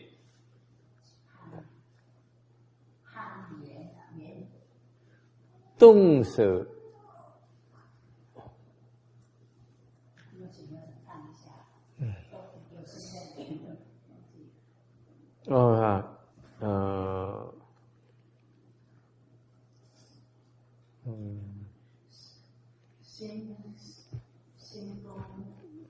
Hoa duyên. Hoa duyên, pan duyên, chiếu duyên. Ok. Tung sự vô pan duyên. Sự vô hoa duyên. Chúng sự vô chiếu duyên. So Master Shenhua, my teacher, Chinese teacher, he has this dictum. He says, freezing to death, we do not climb on conditions. Okay. Starving to death, we do not beg. Dying in poverty, we do not climb on condition. We do not seek. Tung sự phan duyên, sự bu hoa duyên, chúng sự bu chiếu duyên. Okay.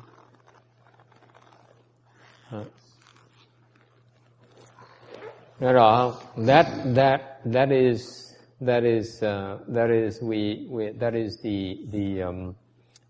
the motto for us, the guideline for us to cultivate. Cho nên chúng tôi khi mà tu pháp này tiến hóa là cố gắng theo cái tiêu chuẩn đó. Ok. Không có gì mà tham lam. Mình sợ gì? Sợ cái đói, sợ cái lạnh, sợ cái nghèo. See, people are afraid of the cold. People are afraid of hunger. People are afraid of being destitute. And those three things do not affect us in any way. Okay? Why is that? Tại sao như vậy? Thế là cái thầy ngài tiến hóa ngày dài rằng là lạnh cũng không có màng, đói cũng không có màng, nghèo cũng không có màng. Tại sao như vậy? Why is that? 为什么？对，可是对，可是也有另外一个意思，nó còn có ý nghĩa khác nữa. Nó là nó song song với cái câu mình nói là về cái phú quý oai vũ với là bần tiện. Thì cái này còn có một ý nghĩa khác nữa. There's another reason for that I don't think people are clear about. Tại đây là cái phần đầu tiên mà chúng ta Phạm Văn Thành người ta đọc mỗi ngày buổi sáng. Tung sự vô qua về. Của hoa vậy, chúng sự bu chiếu vậy.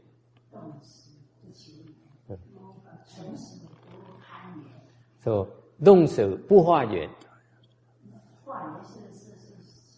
Chiếu vậy, tung sự bu chiếu vậy.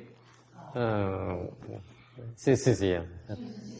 Thứ 3 điểm ha. Tại sao nhỉ? Cái 3 câu này nó đại diện cái ý nghĩa là người nghèo chí không nghèo. Ta nghèo thì nó chí cho nó không nghèo. Ta说这个3点代表这个意思是我可以贫穷，可是我的志不穷。人可以穷，可是志不穷。She says that according to her, from her perspective, you may be poor, the person may be poor, but the aspiration is not poor. Okay, there's another reason for this. Có một chuyện khác nó còn tế nhị hơn nữa. Which is what? You never know. Because you only have cold, you have hunger, you have destitution because mình có bị rét, lạnh rét này, mình có bị đói này, mình bị nghèo. Tại sao như vậy? Tại sao như vậy? Tại sao? Tại sao? Tại mình biết bố thí. Mỉa mai vậy sợ. Để thầy dịch cho tiếng Việt cho quý vị nghe. Ông Tràng nói tại vì mình không biết bố thí. Mình không biết bố thí.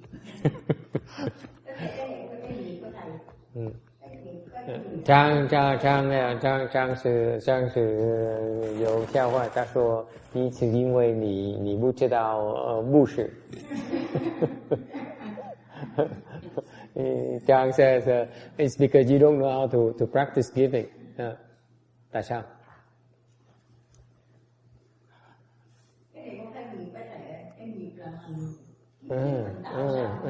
Không phải đâu. It's not that. Không phải bố thí, không phải nghiệp đâu. It's not because you don't know how to give. It's not because it's your karma. Tại sao? Cái lực gì? Bây giờ giống mình giống như cái lạnh đi, mình có cái lực mình không có sợ lạnh. Giống bây giờ mình kêu người ta kêu mình đi chỗ đó, lạnh quá thôi tôi không đi đâu, thì mình có lực đâu. Mình đi, mình quyết tâm mình đi thì cái lực.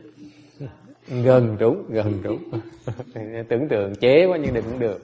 Nghe cũng xuôi tai. Ngồi mà chế quá. Yeah, they all have offered something and it's very close, but it's not quite. It's very subtle. And this, I don't think most of the disciples don't realize it. Cái này là đa số đệ tử Ngài Tiến Hóa không có để ý cái phần này.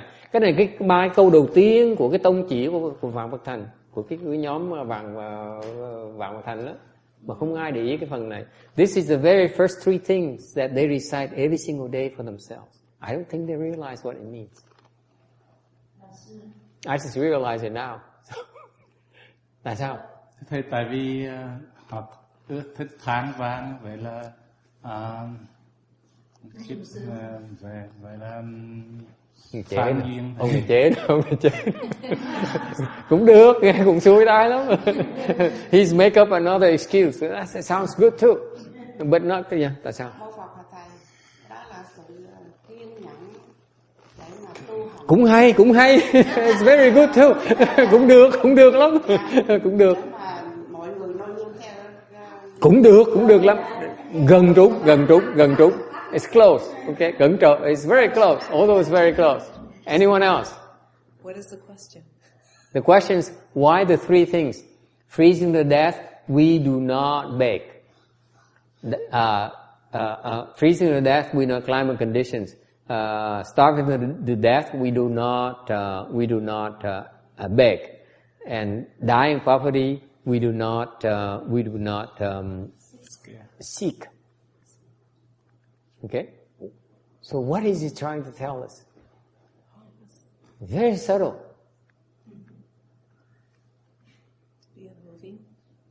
Rất là tế nhị.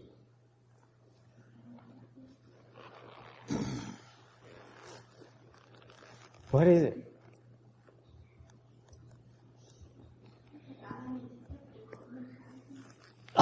Cũng được lắm. Another proposal. Very close. Here's why. What he's saying is that if you cultivate, Ngài nói, nếu quý vị muốn tu, ta sẽ說你要修行的話，OK， 你不要富貴，OK， 你不要名譽，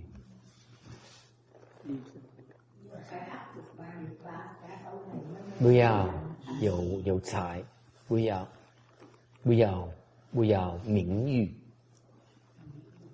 道名譽。道是穷道，穷道，这个意思。意思要坚强，不是很贫穷，你修行要很贫穷。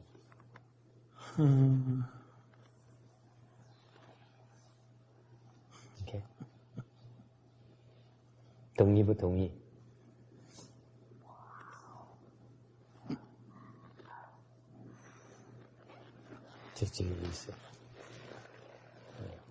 你修行的人不要名誉，不要富贵，不要很多钱，很多例子，不可以修道的。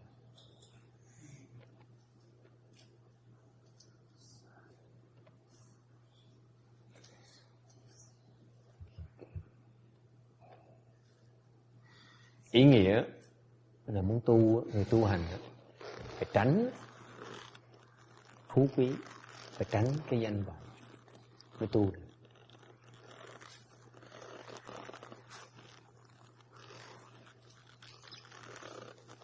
Giàu mà sao mà tu được, đúng không? Giàu sao mà tu nó cực khổ, mà sao mà giàu chỉ tu, đúng không?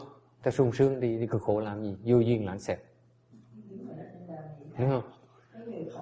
Cái danh vọng á, là mình tới, mình nó có nhiều, mình có đệ tử nó tới nó cúng hết cái này cúng cái khác, ok. Rồi khi nó cúng nó đòi hỏi, nó con cúng thầy này thì thầy phải giúp con cái nọ. Cái sao mình tu vậy? Dễ sợ hơn. Ngài Tiến Hóa yên vị dễ sợ lắm, rất là thâm thúy. Thành những cái người mà đang tu đó, không nên giàu có, không nên có danh vọng. Khi mà đắc đạo rồi thế đó không sao, chứ còn chưa đắc đạo không nên. Hay dễ sợ. Như Ngài Tiến Hóa đó, vừa có tiền vừa có đệ tử nhiều, không sao. Khi đắc đạo rồi thì được. Còn đang tu đạo không nên giàu có, không nên có. Thành ra giàu có là mình lo chuyện tiền đầu tư, chuyện làm nó đẻ thêm tiền nữa thôi, làm nhiều tiền thôi. Làm sao mình có thời giờ nghĩ chuyện tu được. Còn như thầy mới nói là Phật tử nó đông tới nó cúng dường nó ăn ngon lành, mình phì ra, mặt nó phành nó tròn ra, phăng rồi. làm sao mà tu được.同意. The meaning is very, very, very subtle. He says that, he tells his disciples, he says that if you cultivate the way, okay, then you don't want to be rich, nor do you want to be famous. Think about it. Isn't it fascinating? Then they asked me right away, but what about him? And I said, until you accomplish the way, you do not want to be rich, you do not want to be famous. After you accomplish the way, then it's okay to be rich, then it's okay to be famous, but you can handle it. Because when you're rich, before you have real wisdom, you are so caught up in making investments of your wealth, right? To grow more wealth. That's why you get rich in the first place. You know how to grow wealth. That's why you keep on doing it. Where are you going to find time to cultivate?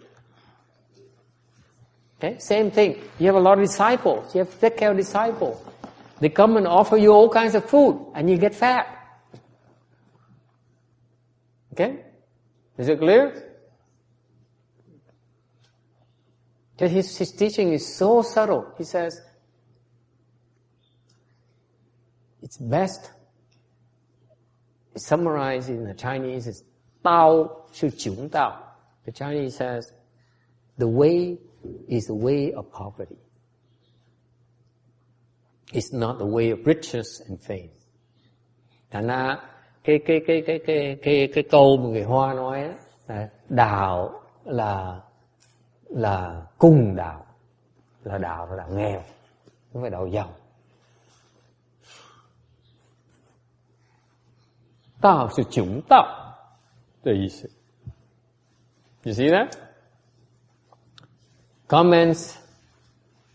Ai có ý kiến gì không?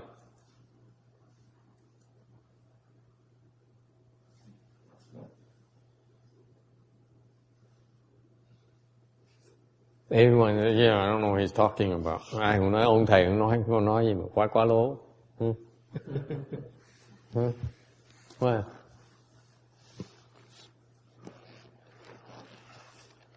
that's the secret to accomplishing the way. If you haven't accomplished the way yet, You have to stick to those two sides. Then you can accomplish the way. You don't want money. You don't want to have a lot of fame because it will burden you, and you cannot carry that kind of burden.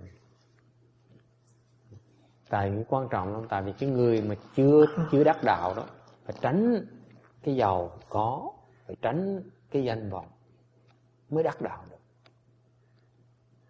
It is so true. Cái này là cái sự thật đó. This is 真实的。你修行道的时候，你必须 你必须avoid 避免名誉，避免富贵，才可以修道。道是九道 ，the way of poverty. Text is thinking. It is true. You see, I will give you this example. Now we monks, when we become monks, we make a vow of giving up all the money. Don't we? Hey, Xinjie, I know you worry about these things, but when you become a novice monk, you have a vow. The 10th precept is, I will hold no money. Right? That's the very first teaching right there. Don't hold money. Cái người sa di á, là thọ cái giới là không có giữ tiền. There is no such precept in the bhikshus. Người tỳ kheo không có cái giới đó. Tăng sa mỹ之后，你10个戒，就是你不持戒。OK， 当比丘之后没有这种的戒。The bhikshu don't have the particular precepts. We have a similar precept which says we will not touch money. Right? Người tỳ kheo đó thì có cái giới là không có đụng tiền. OK? 比丘他有一戒，他不会碰钱。OK? 他不会的。So for example, let's say we find $100 bill on the ground. Chẳng mình đi ngang mình thấy một tờ 100 đủ không? Tờ 100 là lớn nhất rồi đó. So what do bhikshus do? Pick it up with a tissue paper.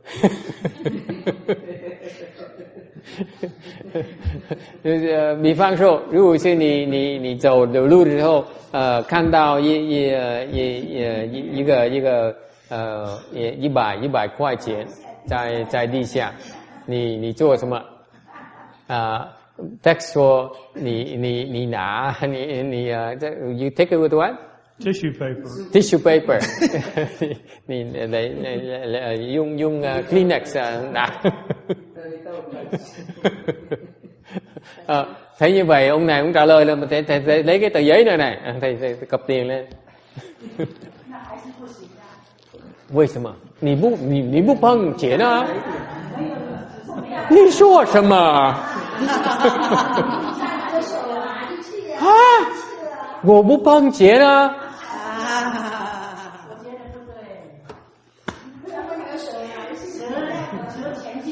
那不对啊？你说不对啊？Nhưng mà bài nhất thì mà nói là không cho phép thầy đụng cái tiền, tại như vẫn là đụng tiền, thầy đâu có đụng tiền đâu. Không, cái giới nó là đụng tiền. You see, the precept says you cannot touch money, right? You're right, you agree with that or not? You don't have the precept yet.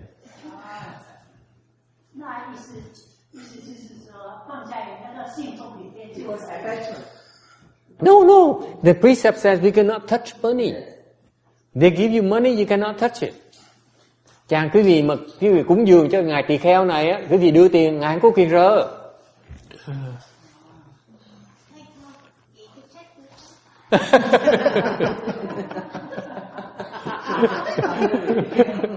He said, what about checks? Not acceptable. Ngài xin tiền hả? The Chinese are not happy. She says it's still money. Yeah. Tay mình lấy tâm mình lấy được rồi. Tay lấy của Jesus. Your hand touches but your mind doesn't touch.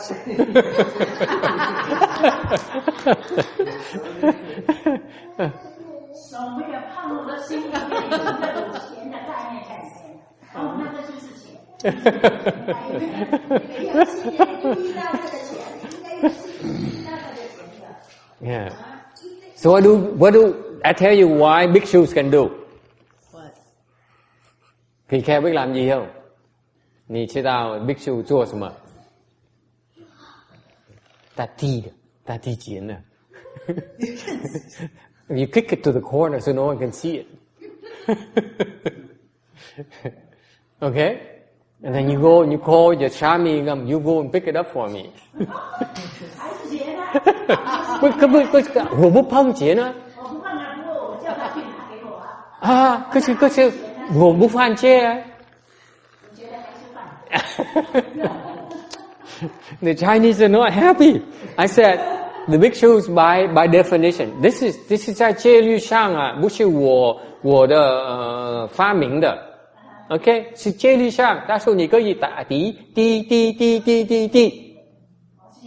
你不可以，你不可以碰，可是你可以踢啊。This is what the Theravadins teach. Ask him.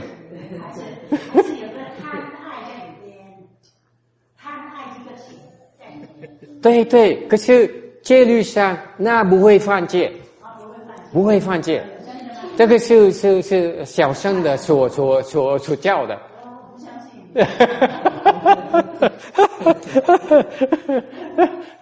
Thầy giảng á, lúc mà thầy đi học giới luật bên Đài Loan, giới luật tới cái chùa mà giới luật tiểu thừa đó, thì họ nói sách giới luật nói là quý vị không rờ được, không có thể cầm tiền được, ok?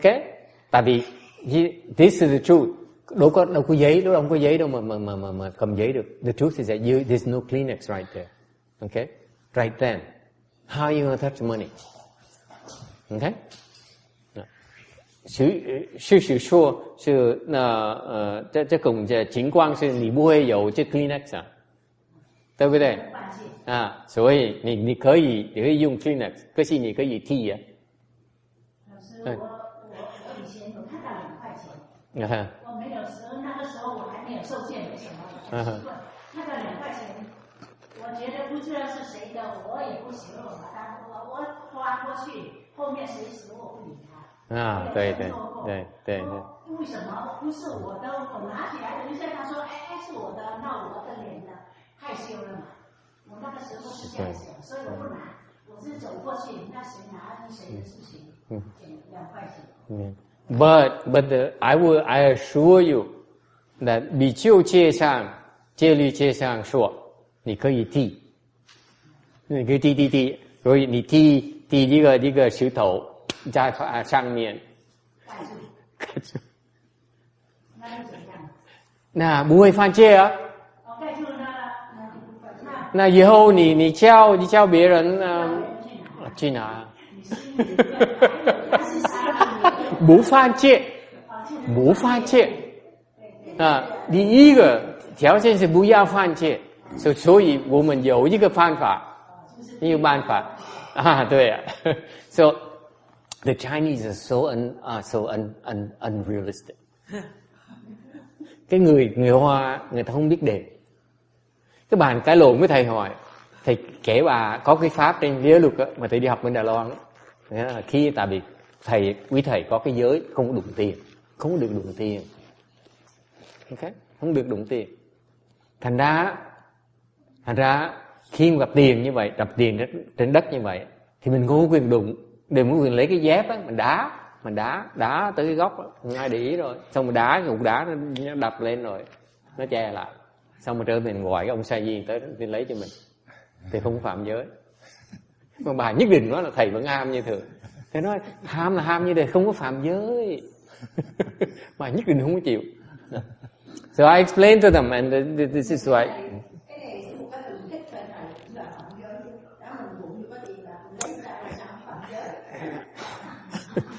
Take a break. on the Vinaya books, I learned this clearly. Okay, when I was in Taiwan, in a Theravadan temple, because that's the only temple left that teaches the Vinaya. By the way, no one teaches it anymore. So we have to go there to learn. He says, if you see money on the ground, we can't touch it, so you can kick it. You can kick it and kick it, and you kick a something on top to cover it up, and then you go back and tell the Shami to come pick it up for you. Then we're not breaking precepts. Isn't that cool? Because we have a lot of means to not break precepts. And both the Vietnamese and the Chinese feel that we are still very greedy, therefore we're breaking precepts. I say, I don't care what you think.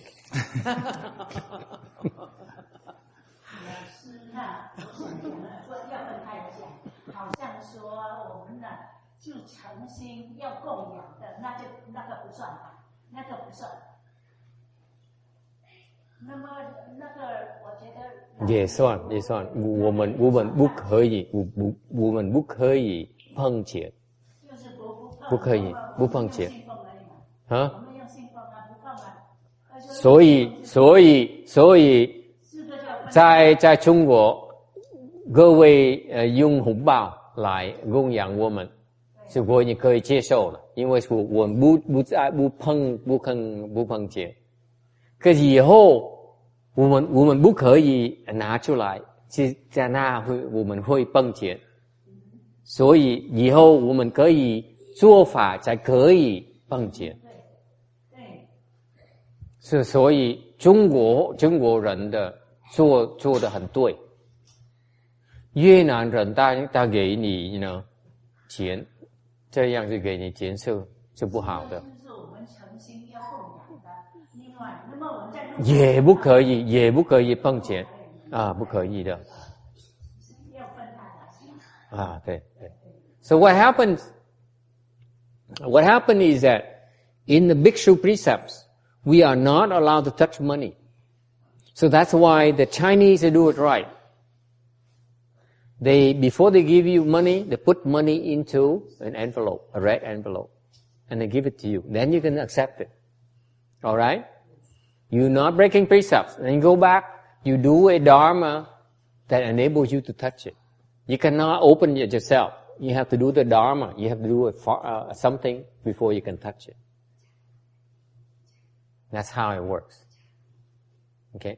Thành trong cái chùa đó, trong cái chùa đàng hoàng đó, là như người Hoa ta làm đúng, người Việt Nam làm bậy. Người ta Việt Nam cúng tiền toàn đưa thầy mới cuộn cái cuộn nó càng lớn như nào nó càng tốt. Mà trong nó toàn tiền 1 đồng không à. To ngoài cái tờ giấy 20, tờ giấy 5 đồng ở trong nó toàn số 1 không à. Rồi cuộn là cho nó tròn thì tròn. Xong đưa cho thầy cho mọi người thấy hết. Thì cái đó là như vậy làm mấy ông thầy phạm giới, tại đưa cái tiền mà ông thầy có quyền rời. Người Hoa làm đúng, ta để cái tiền vào trong cái bao rồi. Xong người thầy có quyền nhận rồi về họ làm cái pháp họ mới có quyền lấy tiền ra. Rõ ràng lắm, cái pháp tỳ kheo nó rất rõ ràng, không có lộn xộn được. So what happened is that the bhikshu precepts is very precise. The things you must do and you may not do. That's why we have to go study the various form aspect. Is if you don't, you break precepts and it's no good. Okay, it's very difficult to cultivate and become a bhikshu if you don't know those precepts. That's why we invest and send our people to go to various places to learn the precepts. All my disciples will go and learn if they wish to. Thành ra mấy cái đệ tử thầy như cái ông này là thầy nói trước, con ở đây con làm con học với thầy 2 năm trời, xong rồi khoảng chừng 2 năm á, xong thầy sư soạn để thầy gửi con qua Đài Loan mấy chỗ khác mà học với giới đó. Con học, tại cái giới nó quan trọng.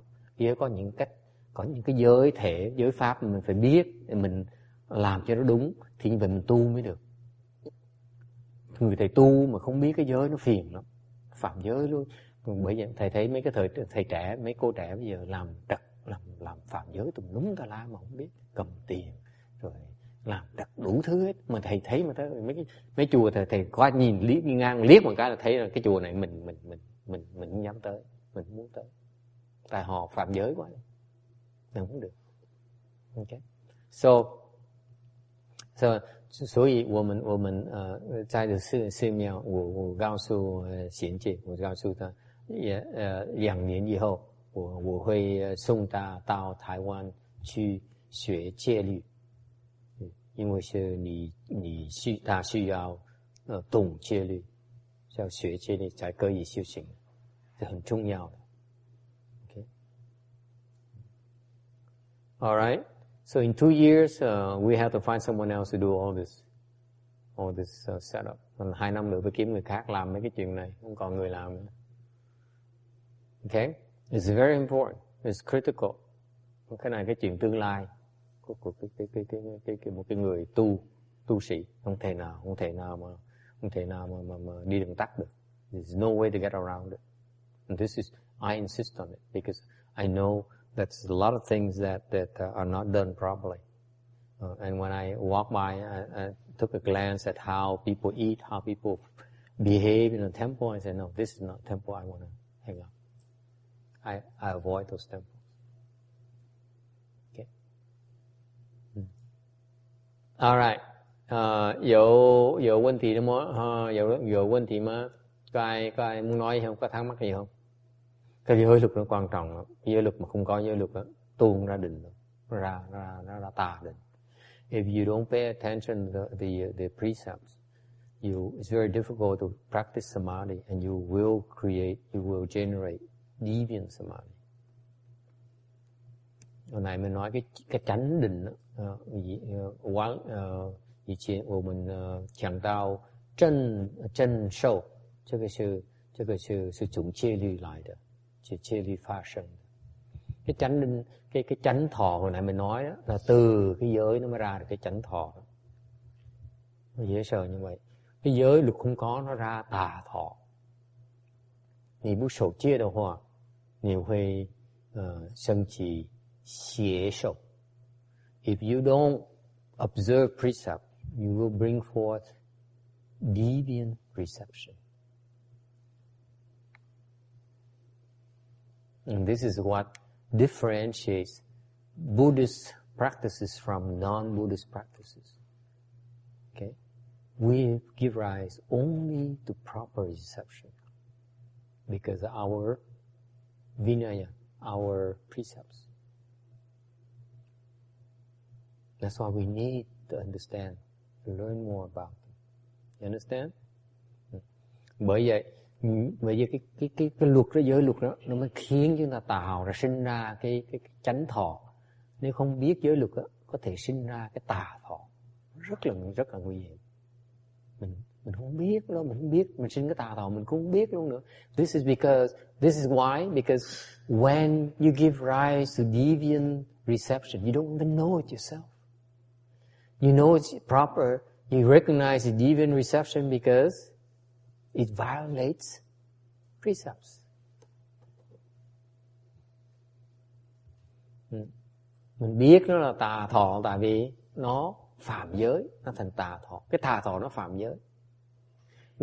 你可以认识邪受，是因为你升起邪受的时候，你可以认识是你在犯戒。你在犯戒，在升起邪受。Okay?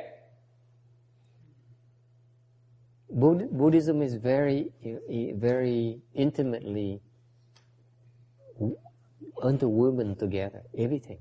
Cái Phật giáo mà nó cái giáo lý nó rất là chặt chẽ.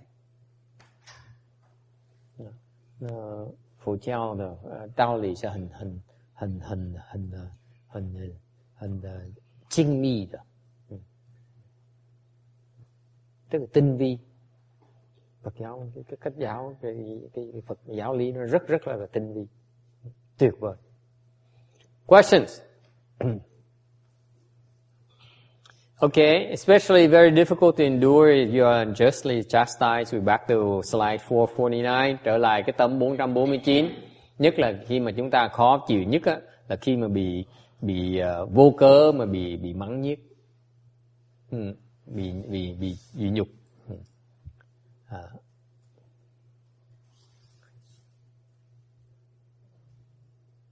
So you endure being chastised, and that's very difficult to endure. And therefore you must eliminate nature and be apart from marks. Làm gì bây giờ? That's what you must do. 所以怎么办呢？你应该要照心而离相，就这个对法来。Thành mình làm gì? Mình chiếu tính mà lìa tướng, ly tướng. What does it mean?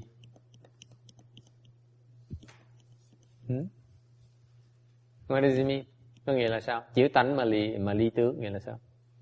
Thì什么意思? Trao sinh lý相. So when people insult you without reason, unjustly insult you and chastise you, khi người ta mắng nhiếc mình một cách vô cớ, bê rần rù đó, đoan, đoan là sự, 对不对? Yeah, 武断的话，武断的时候羞辱、被人、被骂的、被人、被侮辱的时候，你应该做什么？照心跟离相，是什么意思？对 ，you contemplate, you eliminate your nature, and you be apart from marks. The thing is, sometimes we can't practice we can't practice Vinaya, because nowadays, for example, according to our country, every Buddhist monk use money, because if I want to go to one place to another place by bus, we should pay money. Right. Without money, we can't go. Right. Thailand is different, because Thailand, when I go to Thailand, if I want to go to one place to another place, not charge, it's free of charge. For monks? Yeah, for monks. But according to our country, no, free of charge. You should move to Thailand. Yes, yeah. Other thing is, every day people, they come to offering the dana. After alms giving, they like to offer the money to Buddhist monk. Right. They keep putting to the envelope and they give to money for Buddhist monk for their studies and day-to-day cost of living. Right. So that's why the Vinaya also tells you that the Dharma that you practice, then you can touch it. It's very simple. You say, I'm receiving this money for the temple. Because we all are the same. So like when they give us, they give it the money to the temple. So when you say, I accept this money on behalf of the temple, you can touch it. Then you can use it. That's why you don't, the Vinaya is, the precept is to help us reduce our greed. But it doesn't mean to bind us and make us unable to function in society. Okay? So that's why we have to study precepts for that reason. We understand, the meaning, like these people say, you're still greedy. When I told them I couldn't kick. Okay? But they are right. The precept is meant for us not to be greedy, but there are ways to avoid violating that you must know. Okay? And that's why the people who understand the precepts, they avoid these minor violations. They'll make it very, very hard for them to attain samadhi, to enter samadhi. They don't realize it.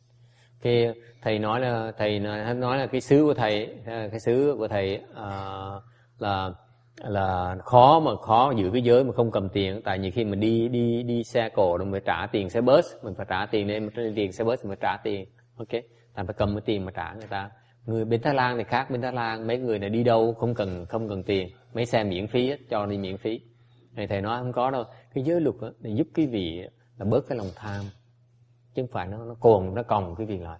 Mình bớt như vậy thì như vậy mình hiểu, mình học giới để mình biết cái cách để mình tránh phạm giới, chứ không phải mình biết học cái giới để mình hiểu cái tinh thần của giới thứ nhất, và thứ nhì là muốn tránh cái phạm giới. Okay. So what happened? You learn about Vinaya for two reasons. Number one, you understand why the precepts, the meaning of precepts that we recite every 15 days.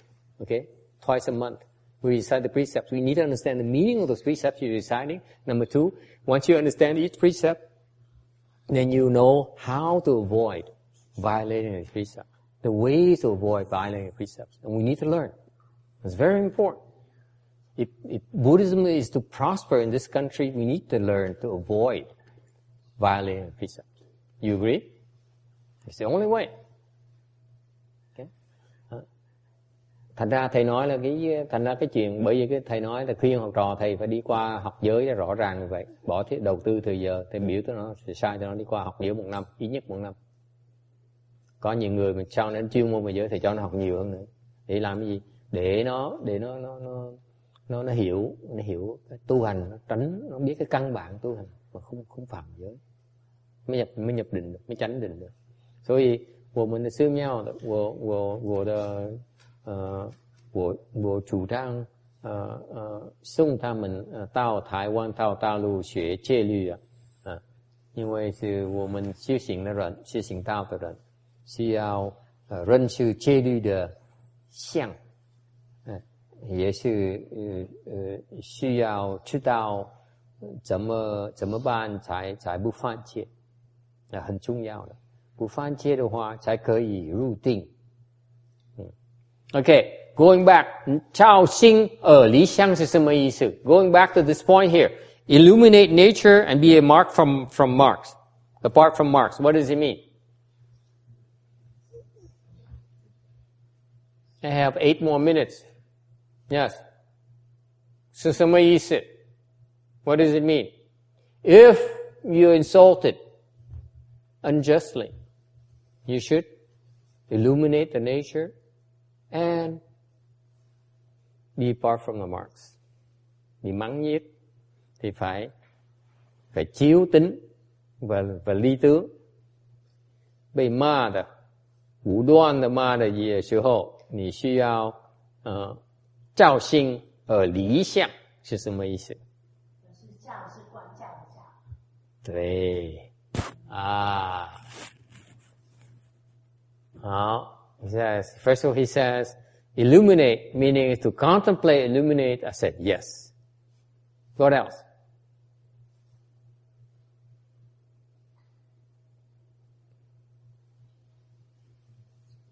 Yes. You need to react.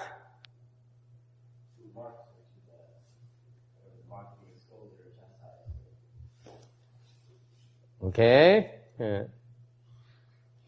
Okay, that makes sense. Trang sao? Nghĩ sao? Có phải là mình xem lại thì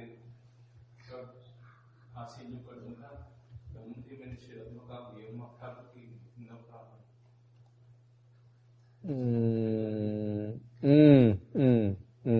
Được, nhưng điều mình anh vẫn Trang mình chưa được giải quyết vấn đề nặng nhất là khi mình bị mắng nhiếc á, vô cớ mắng nhiếc mình giận.